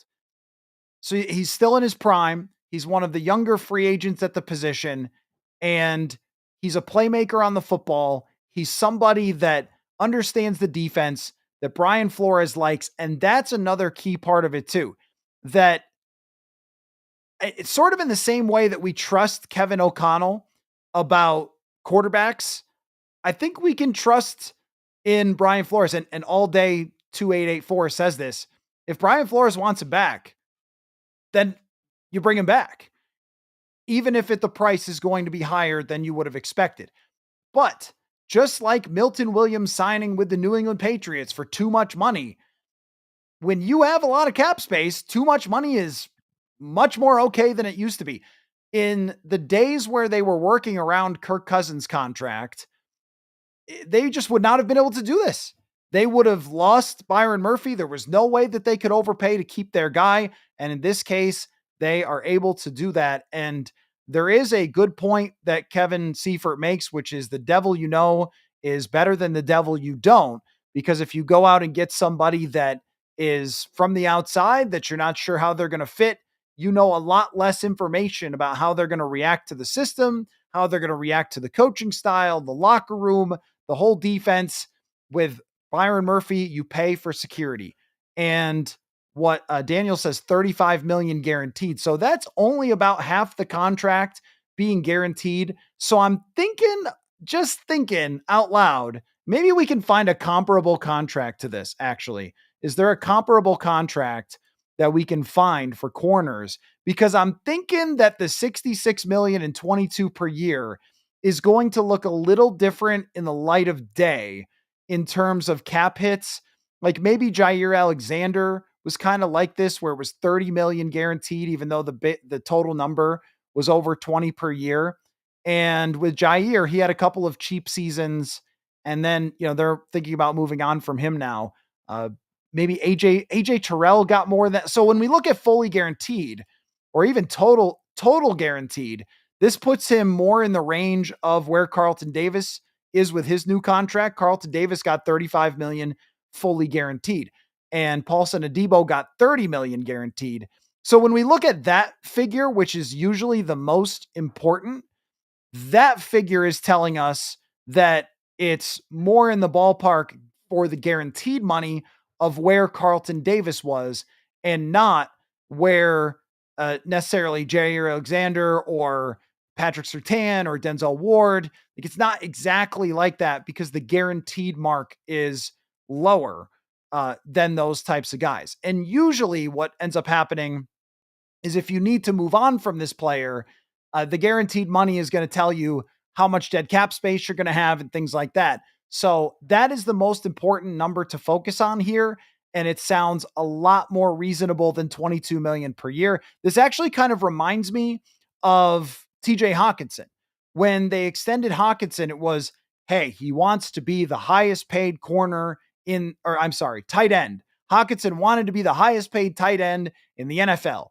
And technically he was, but when you broke down the cap hits, when you broke down the guaranteed dollars, it really wasn't. And Blade Runner says it's more like 18 per year. Right. So I think that this, with the guaranteed dollars, becomes a lot more on the reasonable side. Like Patrick Surtain, the best corner in the league, has $77 million guaranteed. And if this is 35, I assume you guys are seeing it correctly, 35 million, then that's nowhere close to being the highest paid, even if his number for average annual value, which is always one that everybody says, hey, be careful on those, because those can tell a different story than is the reality of the contract. So the structure is going to matter, but the guaranteed money seems much more reasonable than the average annual value. And again, I just think Byron Murphy is a good player. And on a defense that was in the top 5, keeping a good player to now go with Isaiah Rodgers, Mekhi Blackmon, Dwight McGlothern, and I think maybe one more guy at the cornerback room, all of a sudden it seems like it's pretty solid from the cornerback perspective. Now, you got to figure out safety, and they've got to figure out other spots. But even think about it this way, even if, like, let's look at the Vikings numbers right now for over the cap, for how much cap space they have. So it's not going to be for next year, a $22 million cap hit. That's just not going to be how it goes. The updated cap space for the Vikings says $58 million right now. And I don't know if that counts Ryan Kelly. It probably doesn't. So let's just assume it's more like $50 million right now. Even if Byron Murphy Jr. makes up 12 million of that, 14 million of that, you still have a ton of money to work with to sign more offensive linemen, look at a defensive tackle, sign a safety, whatever they need to do. And again, this is one of those situations where you just look at JJ McCarthy and say, thank you. Thank you for all the cap space, because the top quarterbacks in the league are making $60 million in the cap or having to be restructured when they're making $50-60 million. And JJ McCarthy is going to be making $5 million. And that cap space, the difference, allows you to go, you know what, Byron Murphy, I got the money. Here you go. Why don't you come back? So it looks like an overpay from the initial tweet. It does not look like an overpay from the guaranteed money, which is going to be more important.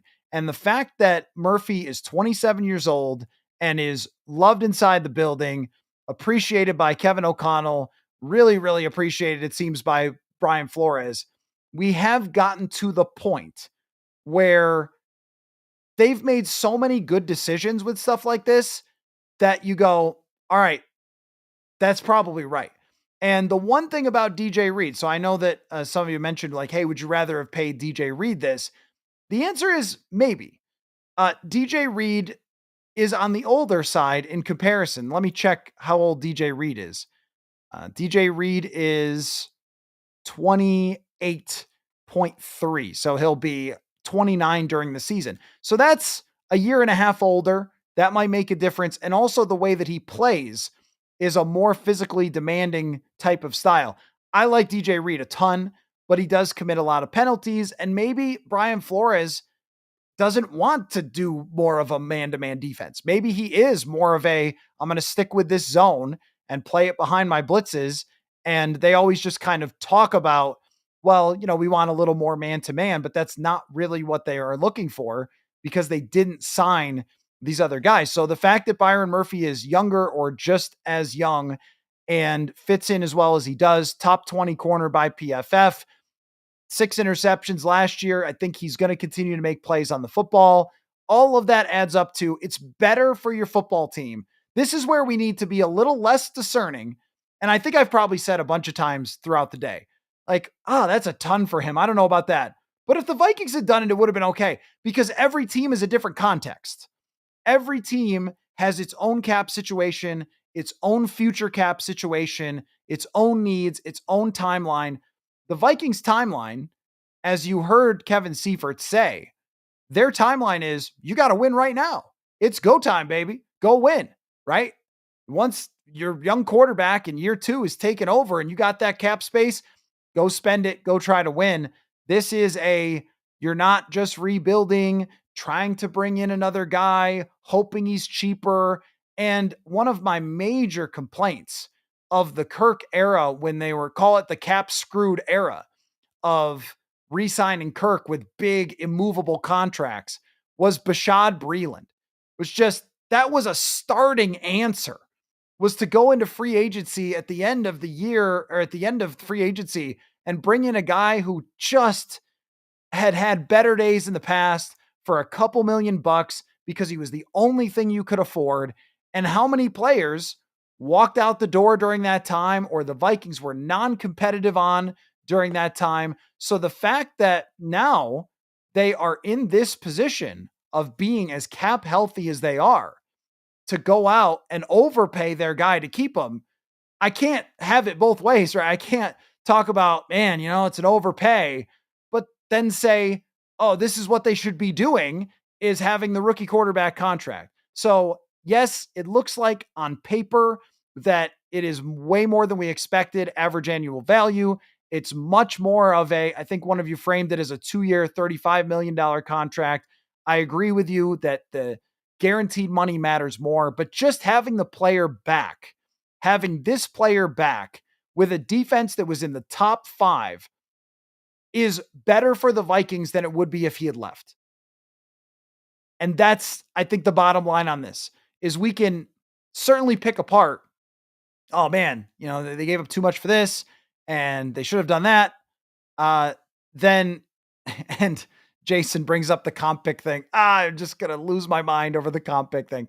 But you are right. You're right. In the comp pick formula, keeping Byron Murphy, it does help you there. The comp pick thing drives me crazy. But yeah, you're right about that. I guess that's an extra benefit.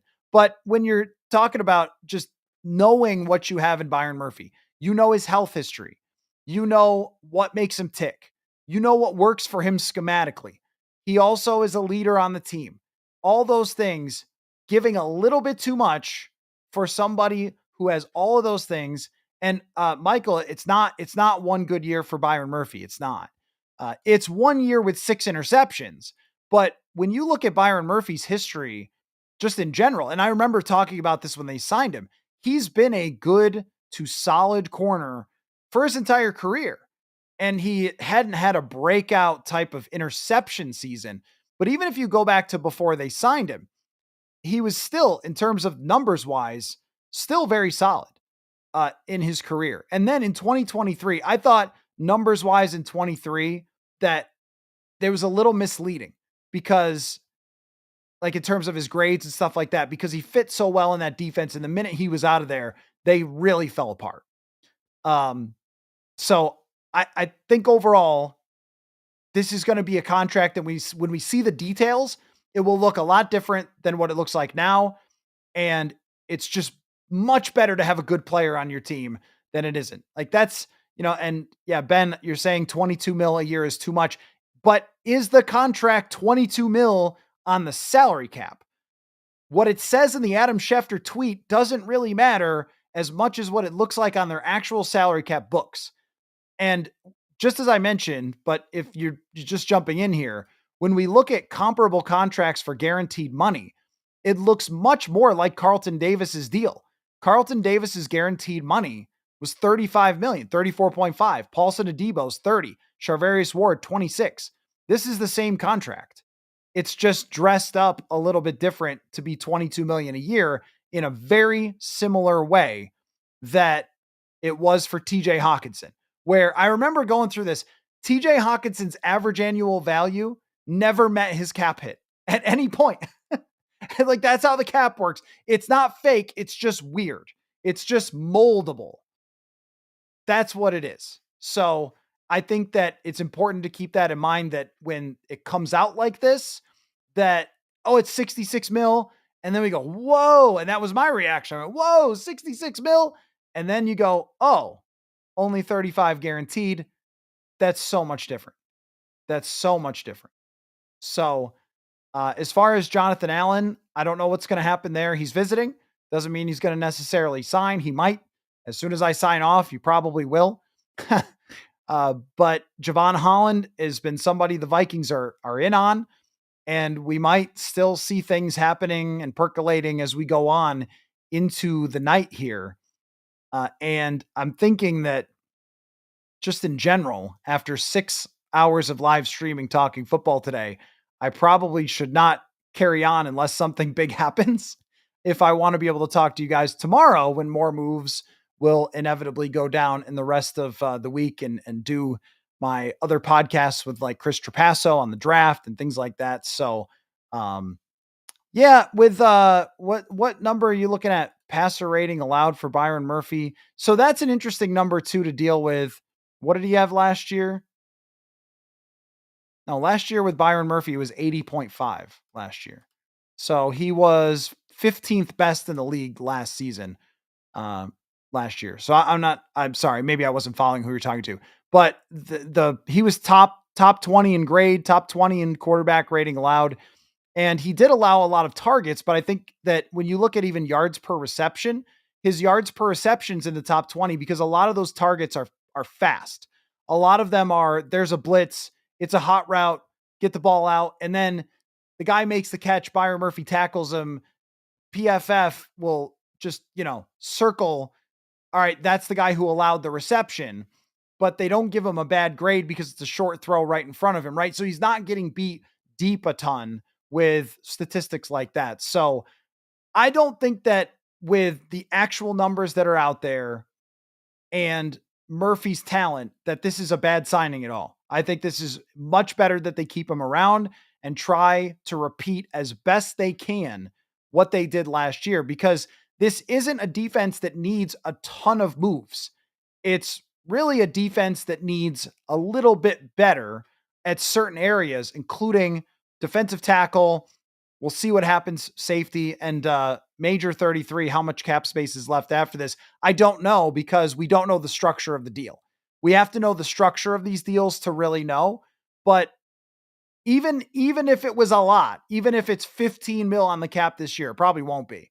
Even if it's 15 mil on the cap this year, they would still have like 35, 40 million to work with. So there's so much of that.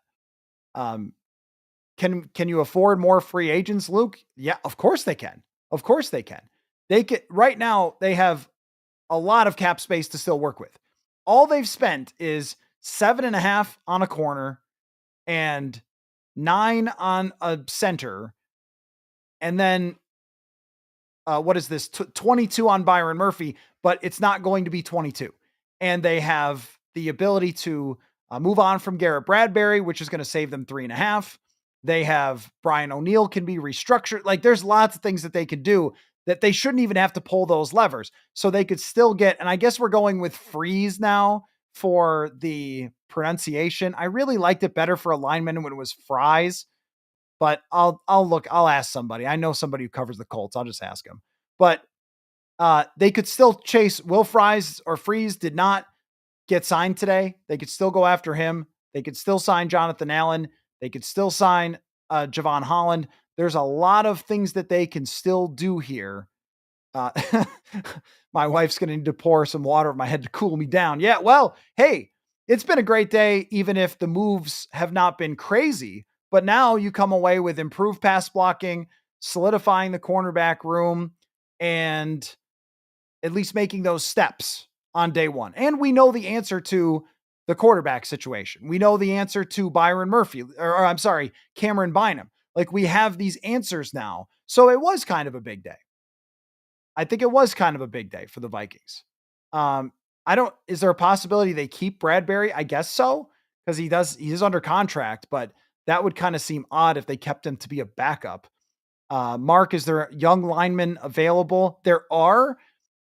I think the best guy for that is Tevin Jenkins, who has got an injury history, but is also performed really well in terms of pass blocking. And maybe they just like to make bets on when it comes to like players who have had some injury history that they can make them better. There's not a ton of young offensive linemen though, and that's to be expected because those guys stay with their teams. So Will Freeze is the top target. Javon Holland is the top target, and Jonathan Allen is the top target. And if they are able to bring in 2 of those guys, then they would end up having a pretty good start to free agency. And then we'll see the other type of signings roll in, the guys that are going to fill out the roster and go from there. But this is an enormous signing. It isn't from somebody else from other team. So when it's another team's guy, it's like, whoa, who's this? Could he be the guy that changes everything? So sometimes it's less exciting when it's your own player because you know the ups and downs of that guy. But when it comes to what Byron Murphy brings to the table, they view him as a key part of this defense. And if that's how Brian Flores sees it, I would have to agree. ST Perp, you see us signing Zeitler at guard instead of Freeze. Possible. I've liked that idea. If Will Freeze is going to cost 20 million or Kevin Zeitler is going to cost 9, I would rather have Zeitler because I think he's a better player. And I think that Freeze is going to get overpaid. At least Freeze, I think, is good. That was my issue with some of the signings today is they just weren't good players. Aaron Banks is just not a good player. And some of the other ones that signed for big money, Tershawn Wharton is just not a great player. He's okay, but he had fewer pressures than Delvin Tomlinson last year. Like, that's not great. And you don't want the Vikings to do that. Chris, yep, they could pick up Cooper Kupp if he gets released. Yep, they could do that. So the salary cap being what it is, and this is how, unfortunately, I like to be solid in my opinions, but unfortunately with this type of situation, because of their salary cap being so healthy, I think I have to say like, oh, this guy got overpaid, man. I don't know if I would have done that, but if they had done it, I would have been like, okay, well, they can overpay. That's like the Milton Williams thing. If they had paid Milton Williams 26, I would have been like, oh, I don't know. But also, you got him. He's a good player. So they're in an interesting spot when it comes to that. I think that with this, just for the day, if this ends up being it for the day, it's a pretty good day for them. A very solid corner who's a veteran that's been around in Isaiah Rodgers, who's been successful as more of a part-time player. And then your main big signing, bring back Byron Murphy Jr., and then adding a pass blocking center to improve there. Not bad. And now there's more to be done. And I don't have an update on Daniel Jones or whether Jonathan. I've been with you guys. I've been with you guys. I haven't been driving past TCO Performance Center with my. Do I see Jonathan Allen anywhere? Is that him? Like I've been here, so I'm not sure. I haven't seen any updates on Twitter. If that's what you're asking, Twitter did come back though. Good for it. It really looked like it was dead on arrival there for a minute there. So we'll soon enough we will get details, and there will be another podcast on that when it comes to the details of Byron Murphy's deal. Oh, I did want to mention too that as far as the numbers go, I'm sorry, I lost my train of thought reading what Brandon Thorne had to say about Ryan Kelly. Good follow on Twitter. Oh, James Daniels. So James Daniels signed, and he only got 3 years, $24 million. And that means chug another Dr. Pepper. Yeah, I know. I could keep going. I could definitely keep going. Who do I see as the most likely next signing? I would like to see Javon Holland as the next guy, but I think that Will Freeze is likely. Ben Gessling has the cap hits. I see that he's got the cap hits for Cam Bynum. I don't see that he has it yet with Byron Murphy. It's got to get into the system first. It's got to get into the NFL system, and that's how people find out. They don't just like, it doesn't magically appear. That's how they find out. So, oh, what did Brandon Thorne say about Kelly? That's a great question. He said, Ryan Kelly is entering free agency as the longest tenured Colt with 121 starts, multiple Pro Bowl selections, and a perennial team captain badge. He missed 7 games last season due to neck and knee injuries, which was the most time he's missed since 2017. He was solid when on the field and even better in 2023 when he was healthier. Kelly is past his prime. He doesn't have as sturdy of an anchor or as much power as he once had, but still has spring in his step to reach shades, which is when the guy is outside you and then reaching their opposite shoulder. So that's what shading is, if you didn't know. And intersect targets at the second level. He brings renowned competitive toughness, leadership qualities, and processing skills to the pivot, despite being closer to the end than the beginning and carrying some durability questions. Kelly's on-field play is still top 10 to 12 level at his position, which should fetch a short-term contract as a starter somewhere this offseason. So Brandon Thorne, that is the Trench Warfare newsletter, which I read yesterday when it came to his top targets. And all of that sounds like if he's top 10 and he's still a really good pass protector. But the thing that really stands out there that he said is processing. And I think that these interior positions are really about processing now as much as strength. It's just about seeing where the guys are moving and coming your way, and experience makes such a difference at those positions. Yeah, Danish, you're right. It looks like it's the Byron Murphy deal. When we get the guaranteed money, it looks much different than the $22 million per year. Looks much different. And even if Harrison Smith comes back, I still think that Javon Holland is a good option if he wants to sign back with the guy who drafted him, which was Brian Flores. So the opportunities here, they've improved or it stayed the same, which is important when you're top 5 defense today. Improved his pass protection, added a role player that can be helpful and might be a player on the rise. Isaiah Rodgers isn't old, and they know they're getting Blackman back. And now they've got a chance to get interior D-line. Offensive line's going to have to be addressed. Maybe on the first day, it wasn't really the best thing to do with some of the prices. And even James Daniels shows that maybe the second level behind Aaron Banks is already dropping off with the prices. And they'll have a big opportunity to do that. So I am definitely out of vocals for today, I think. Earlier, I reacted to the move for Isaiah Rodgers, Sam Darnold leaving, lots of other stuff going on, lots of moves and prices being set. So make sure you check that one out. This has been an incredible stream from you guys. Great questions, great comments. Appreciate Andrew Kramer and Kevin Seifert. And here's the thing. So it's 9:00 right now, but I'm not going to do anything else tonight. I'm going to go upstairs. I'm going to start writing my reactions for the newsletter, purpleinsider.football. Make sure you go and sign up for that. If you want to support the show, just support what we do here. Purpleinsider.football is a great place. I'm writing a reaction to every move.